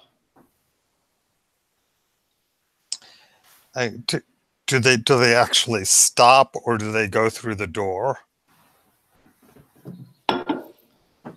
I mean, it looks like they disappear to where the door was opened by opening outwards, and whatever dust was there is sort of scooted away by the door opening. Okay. So it's not like some ghostly some figure just disappeared into thin air. Yeah, they didn't just stop and vanish. So right. It looks like something opened that door, which would have wiped out the dust. Okay. I mean, are you two guys with me, or am I doing this on my own? And did you close that front door, Slugger? I don't think I stopped to close the door when I saw the footprints. I just started following the footprints. So you saw Slugger go out, and then all of a sudden, he was walking into the back of walking back around the staircase without having closed that front door. I did want to ask, when Amos had this episode, I guess, with the plates and the figure, would Amos and I have, I'm Amos, I mean, would Slugger and I have, sort of seen this or detected it or picked up on it, or was this such a close personal item? You definitely see now. I mean, no one looks carefully at those antique plates because no one wants to look at those antique plates. Gotcha. But you definitely see now that they're all winter scenes. Do I have, I guess what I'm angling for is I wanted to once again try to, dip into my repository of knowledge to see if there is like some sort of similar uncanny paranormal event, that I can, this is just like the Tunguska 1908, you know what I mean? Uh-huh. Is that a bit of a stretch, or? No. You are a paranormal investigator with the police, so. Okay. Roll intellect at advantage. Okay, so that'll be a 2d20. 2d20, and just take the one that is, you pick the one that is best for you. But if they're both successes, let me know. Okay. So I got a 1 and a 4. They're both successes. They're not extraordinary successes, though. Right.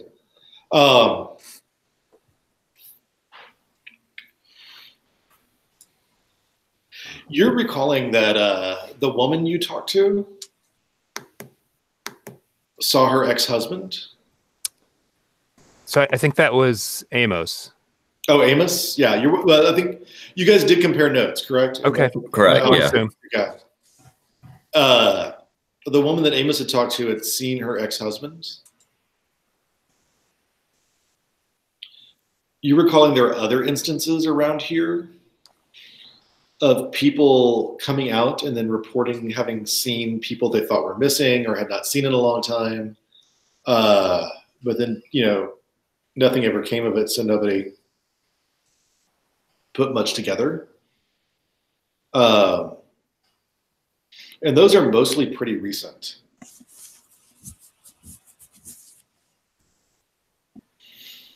And you're thinking something will-o'-the-wisp like? Something that's designed to draw you in?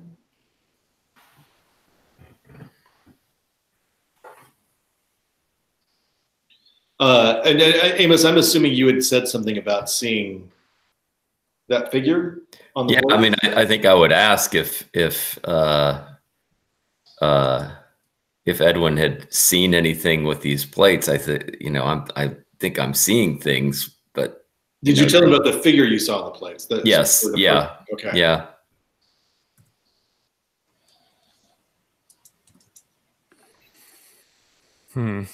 So I naturally relay this back to Amos. I think I've seen this thing before, and just kind of connecting the dots right now about sort of similar will-o'-the-wisp type effect in the area. But specifically not voices or noises or lights at night, specifically seeing Gotcha. people you might want to follow. Gotcha. So apropos to nothing, I think this answers Slugger's question that no, I am not with you. I'm drawn in to this moment with Amos, so you're on your own.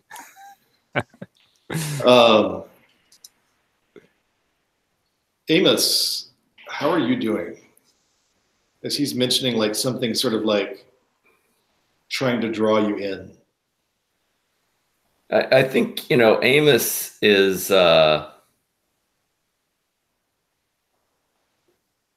Amos normally, I mean, I have it in his description that he acts centered, Right. but you can kind of tell that, he tries to keep himself together, but there's effort going on. And I think right now he's conscious of his breathing. He's using some kind of breathing and a little kind of quick meditative practice to kind of keep his his equilibrium. He's definitely feeling a little out of sorts here, though. Both with what happened back in that other room with the drawer, and then with this little episode of the figure on the plates. I think that then both of you notice that the light from like the parlor has a window. It's covered by sort of those sheer curtains, but there's definitely bin light coming out of the front, and that light is fading. Mm-hmm. It's about 4 o'clock now, and it may just be the snow, but it's fading really fast.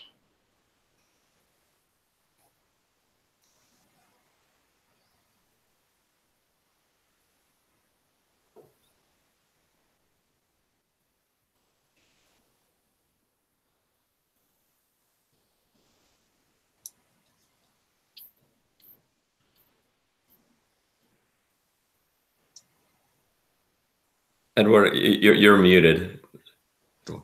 Yeah, you're sorry. So sorry. That's good. I was just asking, were we aware that Slugger left the room? I mean, I sort of half jokingly kind of turned to Amos and asked, where's Slugger? I think he's attending to that door that seems to keep on opening. He's not set. You can see that door from where you are. Yeah. He is not there. He left the door open. Gotcha. Yeah, I don't know where he's gone. And I think with the snow piling up and it getting dark, I think maybe we should find Slugger and just maybe find a room in here where we can, camp out for the night, and then when we get more sunlight, we can, kind of finish our search. There is a shadow by that door, though, as if somebody is standing on the far side of it. Hmm. So when you say far side of it, you mean on the outside, and we can see the shadow cast through the door? Gotcha. Okay. The very last bit of light. It's a thin gray shadow, just because there's very little light, but you can see it. You can see the shadows of the flakes, too. And it's almost like you can almost see that shadow. The clearness of that shadow is almost formed by the fact that you can see where the flakes are not moving. Hmm. I holler, Amos, get in here. Come on.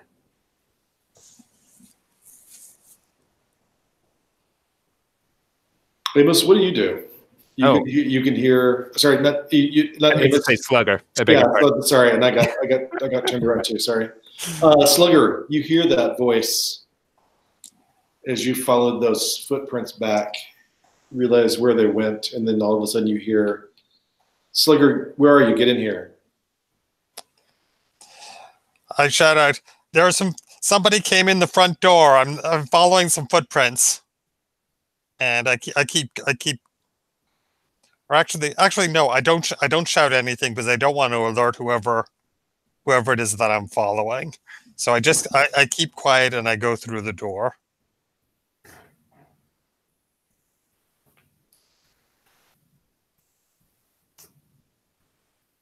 And I sort of speed up a little bit because I want to catch this guy before he realizes that somebody's looking for him. So you open that cellar door, what you think would be the cellar door, and you're just going by flashlight, right? Right. It is super dark. So you're going slow, and this is an old sort of wrought iron staircase winding down to the cellar. And so it's slow and noisy, and it may occur to you that you've not heard the noise that would have been made by somebody going down these stairs. And I think you guys can hear Slugger's voice coming from away, and then his descent of those banging metal stairs. Metal stairs always sound rickety even when they're not. And that's coming from the back of the house, away from the front door. And that shadow near the front door has not moved. So Edwin, it looks like we may have an extra visitor out there. I'm just trying to look something up real quick. I've got something called A Link with the Shadows. I don't know if it's premature to... No, not premature at all. So my understanding is that the smart have a better chance to understand the supernatural. When trying to understand how a supernatural event occurred, I can improve my chances. Basically, I have the difficulty. Can I try to take advantage of that? I'm almost just trying to understand if this is a supernatural event, I guess, first.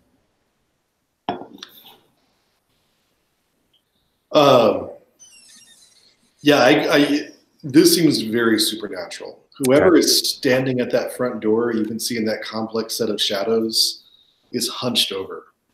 Okay. Like their head is definitely hanging below their shoulders. Okay. As if they're sort of like this. So may I try to, can I take a shot at understanding this thing? Just trying to understand what it is, or? I would need you to take a better look at what you're seeing. Gotcha. Okay. You're gonna have to get in a position where you can see things better. Gotcha. So I exchange glances with Amos, and I start to move towards the door to get a better look at this thing. And I think that's when you realize the person you're looking at isn't hunched over. They don't have a head. It is a coat that is turned away from you with the collar partially turned up. But their shoulders aren't hunched. But there's nothing there. Gotcha. But they are turned away from you. They're wearing a very old style long coat, and it's really dark. And in that fading light, it's really hard to make much out. But they seem to be wearing big boots.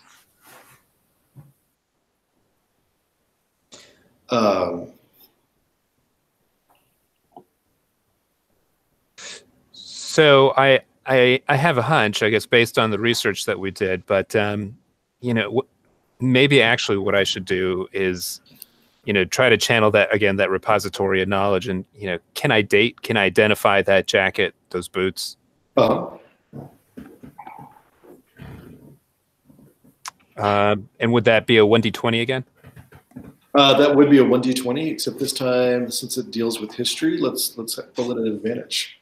Okay, so 2d20. Cool.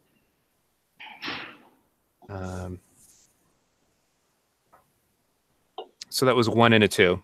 Both successes, but not extreme. Nothing particularly extreme. In that last bit of light, you realize part of the darkness of that coat is not entirely the fading light. Part of it is it is a very, very, very dark blue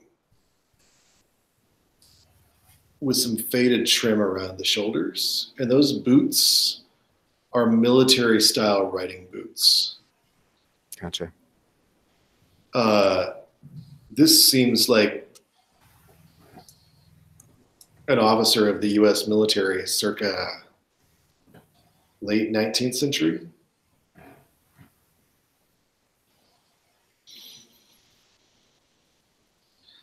And I think that's when the doors start to close.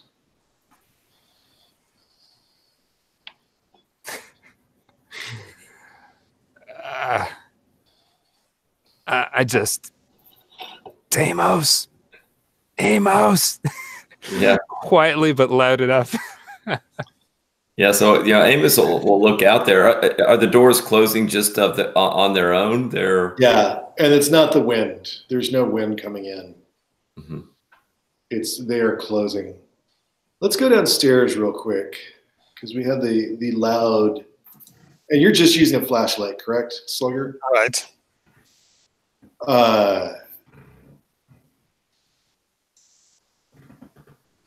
You come down the stairs, and there's a kind of a small cellar area, and there's essentially in each direction there's a door. There's a door, right ahead of you on the stairs, back towards where the front of the house would have been. There's a door behind you. There's a door to the left, and a door to the right. You need a little more light than a flashlight, or you need to take some time in order to look for footprints. In other words, if you're going to use a flashlight, you're going to go kind of slow. All right. Yeah. Because you're gonna have to keep the light moving to look for a pattern and. Yeah, I mean, I'm going to sweep the light around to see if there's anybody like in this room, and then I'm going to look carefully for footprints and follow the footprints. There is no footprints other than yours. I mean, maybe yours just disrupted everything. But there's no footprints other than yours that you can see on the stairs, and no footprints you can see, or no person you can see in this area. All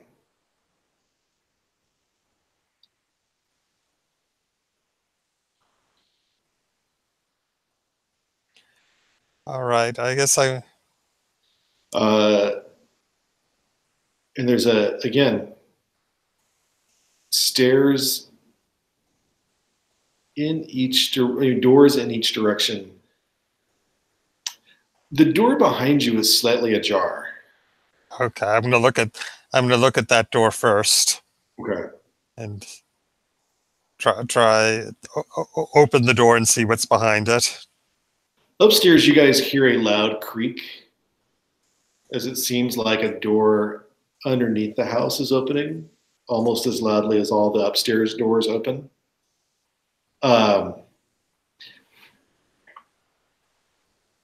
Except for that cellar door that you had seen open but not heard, Slugger. That would be the one distinction.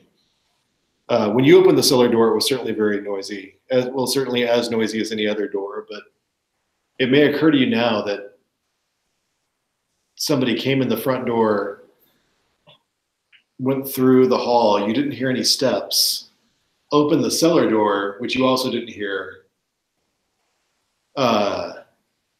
even though it made a lot of noise when you opened it.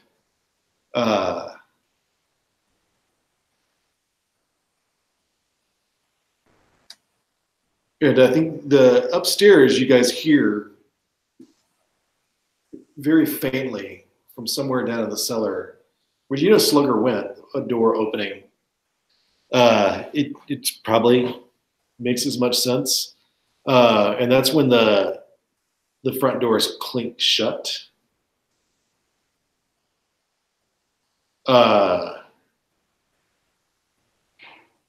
And Edwin, I think as that the front doors clink shut, you saw is when you heard the downstairs door open. And then that's when that figure turned as if startled. But then those front doors shut and locked, and you can see somebody trying to open them. And then you hear somebody banging on them. The front doors. The front doors. Okay. I turned to Amos. I think we need to go to the basement or the cellar. I don't know if there's some way to get there from here, but I don't know. What do you think? Oh, you're muted. Yeah, and I think we need to get Slugger, and this is getting more and more unsettling to me. And I apologize. I should have had you do this earlier. I need Edwin to make a willpower check. Okay. Just delete these old dice, and that's a 1d20. Yep. Straight up 1d20. Oh man, close. What'd you do? What'd you get? I got a 13, but my willpower is, I think I'm safe. Yeah, 14. Okay. You are lucky. You did very well.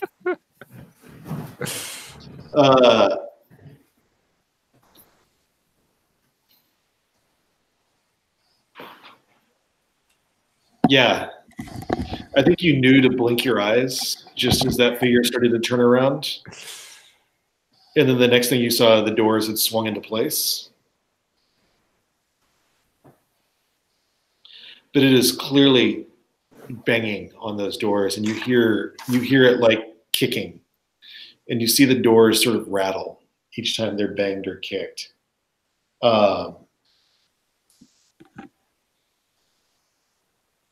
What do the two of you do upstairs?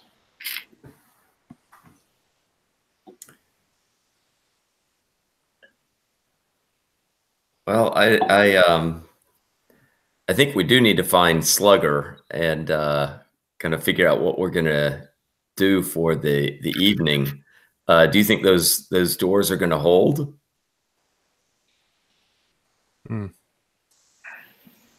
I guess, yeah, visually, you know, do we see them? They are not buckling, but, you know, who knows if this just keeps up. Gotcha.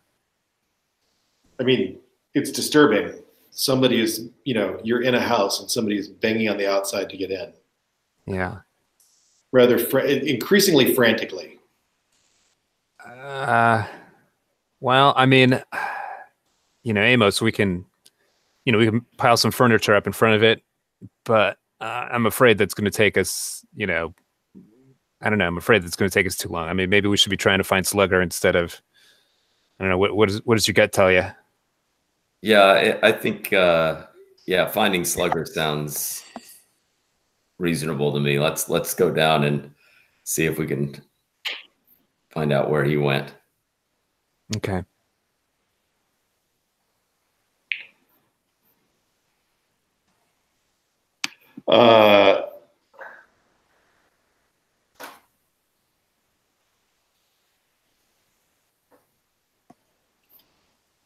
One second. Sigurd, you open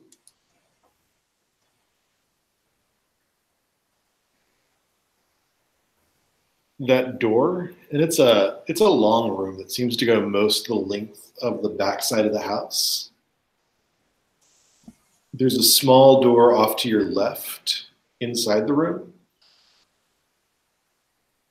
But most of this space seems to go the length of the house, just based on your quick run of the flashlight.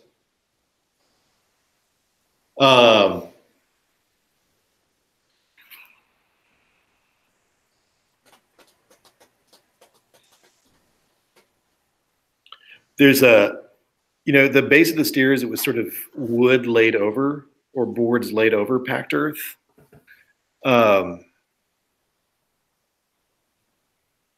Here, there's been a bunch of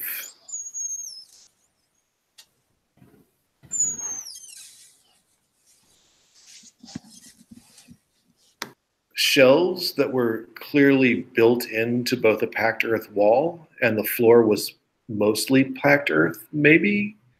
Then again, maybe the disturbance in the floor was caused by the boards that were over it being pulled up. So it's packed earth that's been partially disturbed in spots, just based on your flashlight survey. And then you see that there were clearly lots of shelves in this place, and they have all been ripped either out or pulled down. And there are wine bottles and casks all over the floor. The kind of vaguely muddy packed earth floor. I mean, not deep, heavy mud, but just it's clearly been wet. And I need you to make a willpower check, Slugger. Okay. 6. 6? Okay. You have a moment when your heart picks up. and you can't quite put your finger on why, and then your mind catches up with you, and you're able to sort of blink, inhale, catch your breath, and hold on to your flashlight. And I think you drop your baseball bat, but you hold on to your flashlight as you realize that these broken bottles in cask are leaking flesh liquid. They've been broken recently enough that whatever was there is not either absorbed into the ground or evaporated.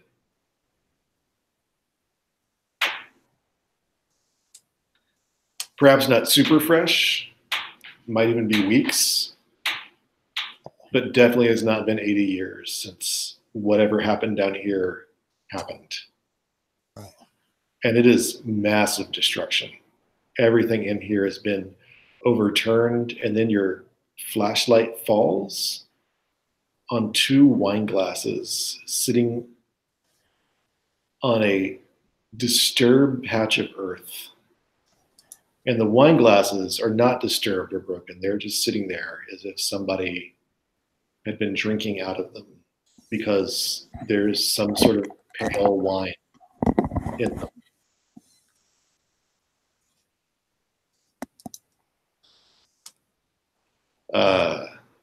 Pale that's like semi-translucent.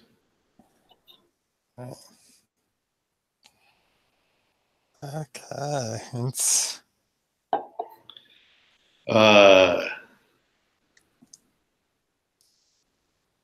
what do, Slugger? You've caught your breath. You did drop your baseball bat, but you've caught your breath. Yeah, I mean, I'm going to pick up my baseball bat, and I'm just going to move as quickly through the cellar as I can. Just look in each room and see if I can find whoever went down here. And again, like, it's a few minutes ago that you heard those front doors open. Yeah. The room off to the left of this area, are you headed there first? Yeah. So I'll just rattle them off to you really quick and tell me when you want to stop and look at something. But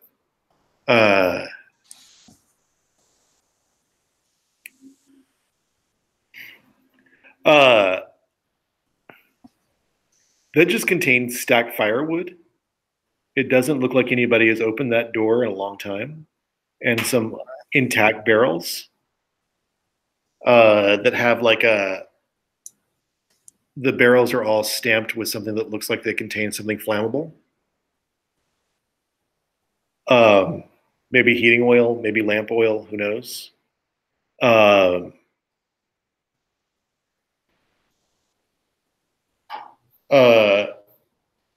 The door behind you clearly had some sort of tool storage, just in the quick survey of lamplight. Nobody in there.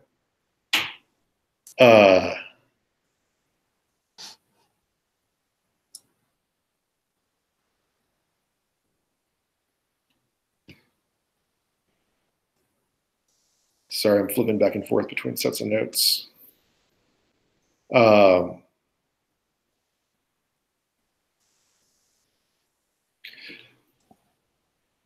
To the, through the tool storage, there's a door to what looks like a junk room.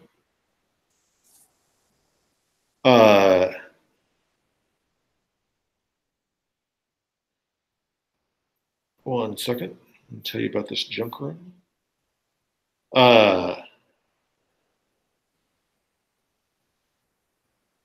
And there's just little satchels and stuff on shelves, but nothing that jumps out at you, or no person. To your right, where you came down the stairs,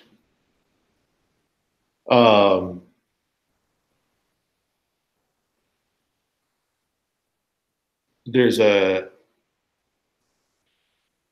what looks like it was once a meat locker. and you can smell the smell of like cured meat heavy in the air, like those meat curing spices and salts. And it looks like there's various like hard sausages just sort of hung up around the place. Good God only knows how old they are.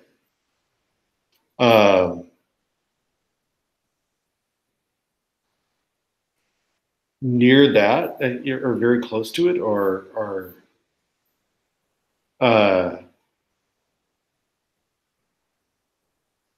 another room with more tools. And again, you're just going fast, right? You're not stopping to look at anything. Right. And then you come back out to where the stairs are. You go to your left.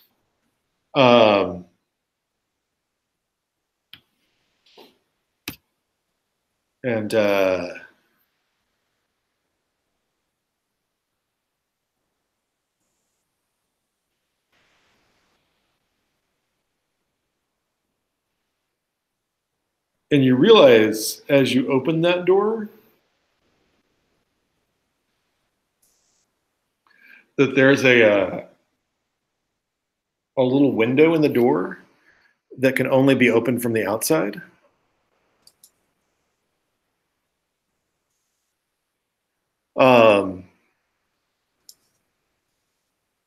And inside that room is a little cot, and for a second, I need you to make a willpower check again.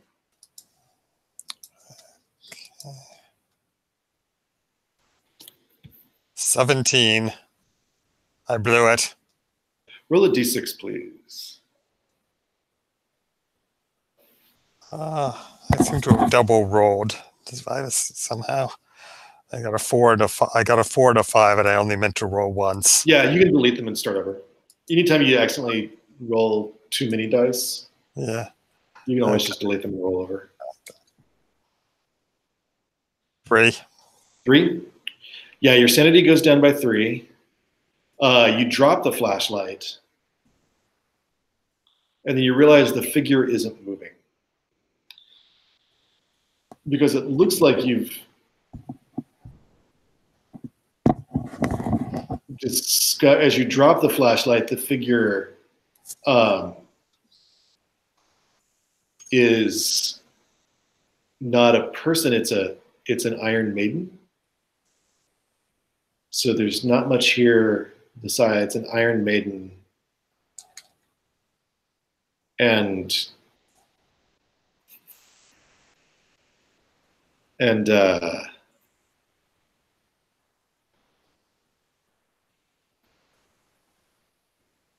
cot. And then there's the space right behind the cot where there's not a person, but there's wooden pieces kind of in a sconce on the wall.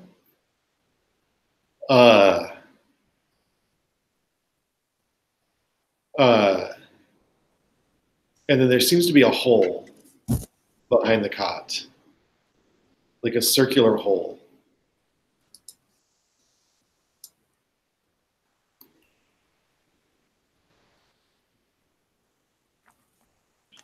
I mean, is this like a tunnel that's big enough for somebody to crawl through, or is the hole is in the floor, holes in the floor?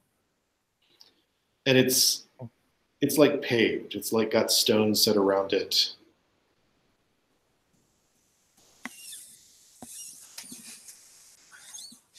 Okay, but is it big enough? Is it a large hole like something that a person could go through, or a small hole that? It is a fairly large hole. It is, if you stretched out your hands, it's about roughly your wingspan wide. Okay, yeah. I think I'm not going. I think I'm not. There's definitely some chains going down into it. Okay, I'm not going to go down the hole right now. Are you going to look down the hole? Yeah, I'll shine the flashlight down the hole. I mean, the flashlight is a small beam, but you can definitely see it's either rock or brick way below you, or what seems like it, but you don't see anyone in it. And you don't see anything currently attached to those chains.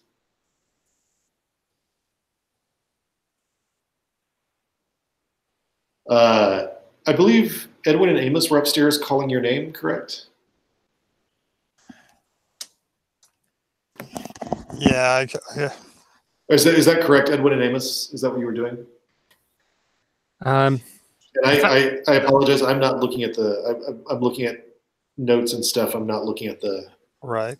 I mean, they were calling out to me right before I went into the cellar. Right. And I decided to keep quiet to avoid alerting whoever it was who had gone down here. But I guess I've found enough that I'm going to make the assumption that whoever it was, if they're still down here, they went down this hole that I'm reluctant to go in alone. I'm going to go back upstairs, and I'll fill them in on what I found. So you hear, as you're discussing what to do, you hear something coming up the metal stairs. You heard Slugger go down. And I'd like both of you to make willpower checks.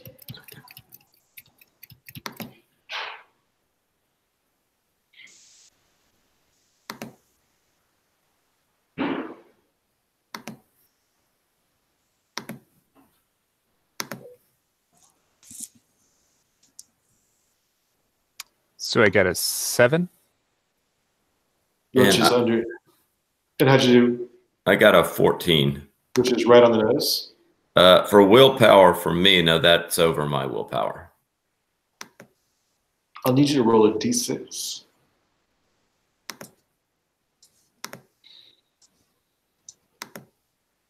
I rolled a 3. Your willpower, sorry, not your willpower. Your sanity is going to go down by 3.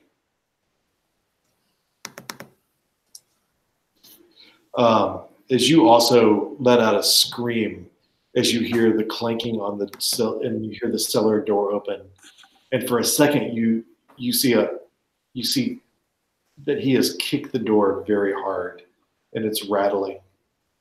It's holding, but it's rattling, and there's something from behind you, and that's, I think, when Edwin realizes that it's Slugger.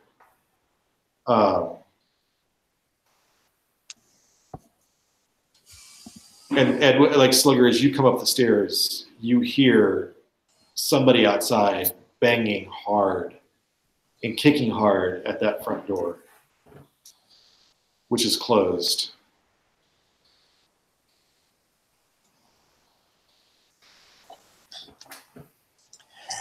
Okay, and these two they were in the front hallway, I think. Yeah, so I see that when I come up the stairs and I hear somebody outside banging at the door. Yeah. Yeah. So I asked them what's going on up here. Well, we seem to have some type of extra guest that wants to come in. You are screaming. Yeah. Amos. Not to take agency out of your hand, but you are screaming. Yeah. Which I think is when you notice, Amos, that somebody has written something in the dust near the staircase as the door is rattling and banging. And you get your breath, Amos. What do the three of you do? I think Amos will, he's, letting Slugger know. Increasingly dark house. Yeah. Where you really cannot see beyond the limits of the flashlight and the lantern. But, Amos is really concentrating heavily on his breathing and trying to kind of keep it together as much as he can. I think you said that the writing was on near the stairs. Yeah. Yeah, and I think Amos is slowly going to make his way over to see what he thinks is writing on the stairs. What are you going to do for light? Are you going to pull out your own? Yeah. I have, my LED light that I'll pull out. You're not sure how you saw it either, because you were a distance from the stairs,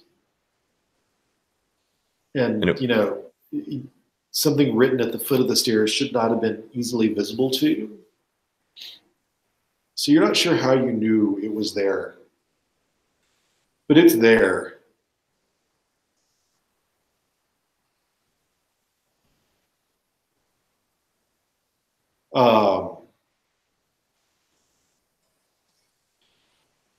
It's definitely there. Let me check my notes to make sure I say this correctly.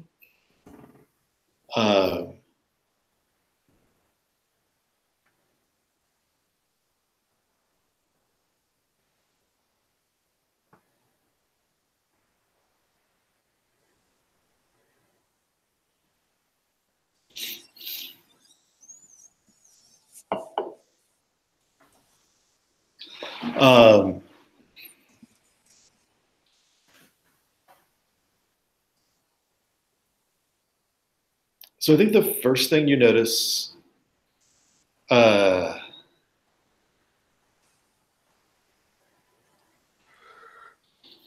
is that the helmet of the piece of armor is missing.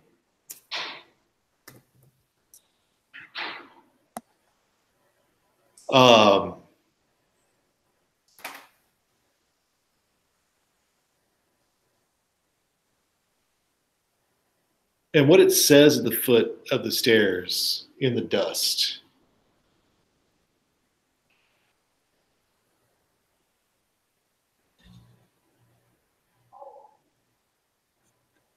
is true salt in the true mouth.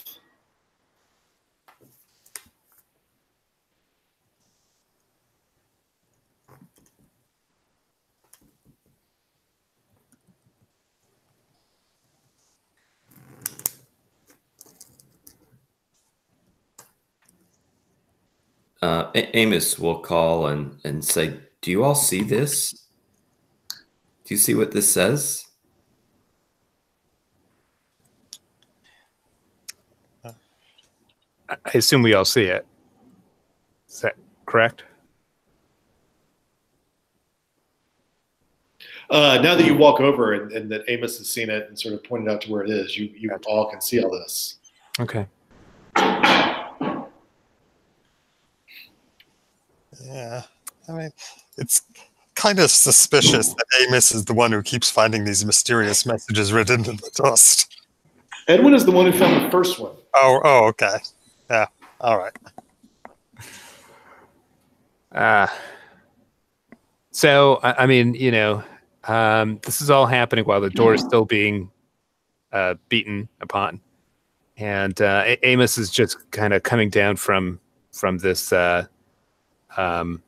sort of mental moment, this mental stress moment. Gosh, I'm thinking, you know what? We got to find a room to hold ourselves up. I mean, someplace where. Oh yeah, I'm sorry. Go ahead. I'm sorry. Oh, it's okay. Some room where we can, I don't know, make. I hate to say it, guys, but some kind of last stand. I mean, are y'all with me? And I, kind of, sort of, firmly grip, Amos by the shoulders just to kind of make sure that he's focused and he's with me, and I exchange glances with Slugger just to make sure that he's also, I don't know, he's hearing me, that he's also sort of focused on me. I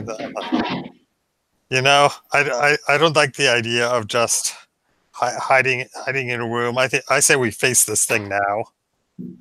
Thank you. Sure thing. Amos? Slugger, why don't you make an intellect check? Oh, a which check? Intellect. Intellect. Okay. 7. What's your intellect? 10. Slugger, it occurs to you that the hole that they described over the grave, the unmarked grave in the graveyard, is roughly the size of the disturbed earth on which you saw those wine glasses.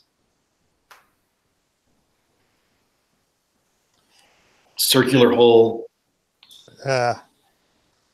1.5 feet, 2 feet wide. I should have had you check that earlier, but that's retroactively. Okay. The glasses that had the actual wine in them. Right. I mean, it may have gone to vinegar, but it was still wine. And Slugger, you also noticed that the armor no longer has a head on it, and that's when you all hear the door pop on its hinges before retracting and then pop again. As whatever he's done has broken something in the door. It's not going to hold forever. Yeah. I mean, I'm getting my baseball bat ready, and I'm asking, do you guys have weapons?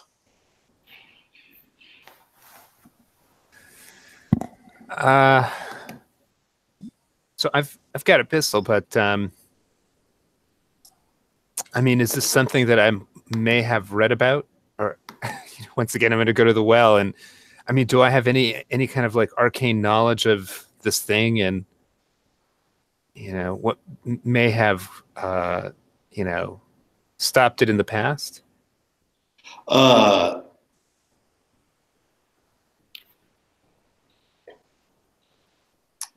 Make that intellect check. Okay, without advantage, just a single 1d10. Oh no!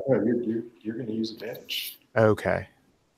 Here, let me get rid of that old dice. Delete selected.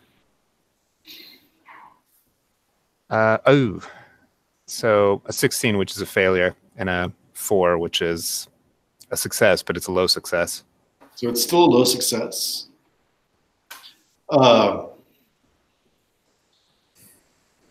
You have no idea how or why the thing stopped coming.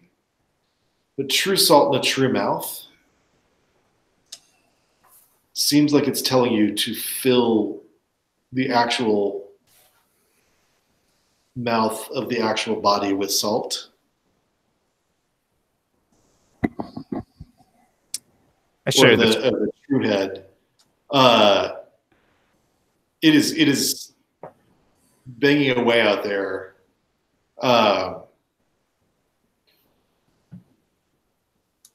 And you know that he was never seen holding his true head. He would have various objects with faces painted on them occasionally when he was seen. The jack-o'-lantern thing was not completely unheard of.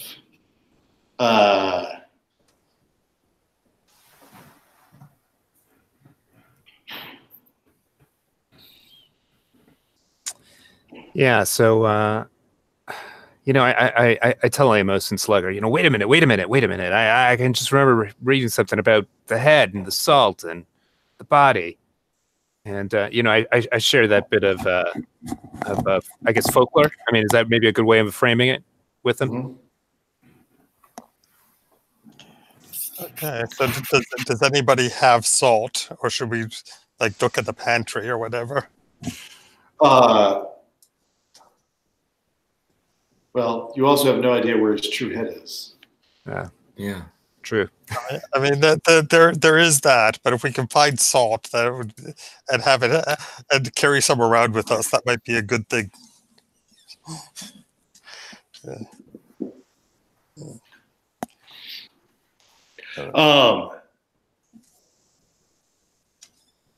And I think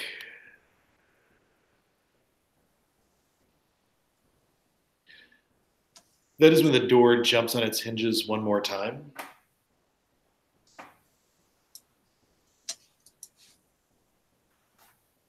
And let's cut for the week.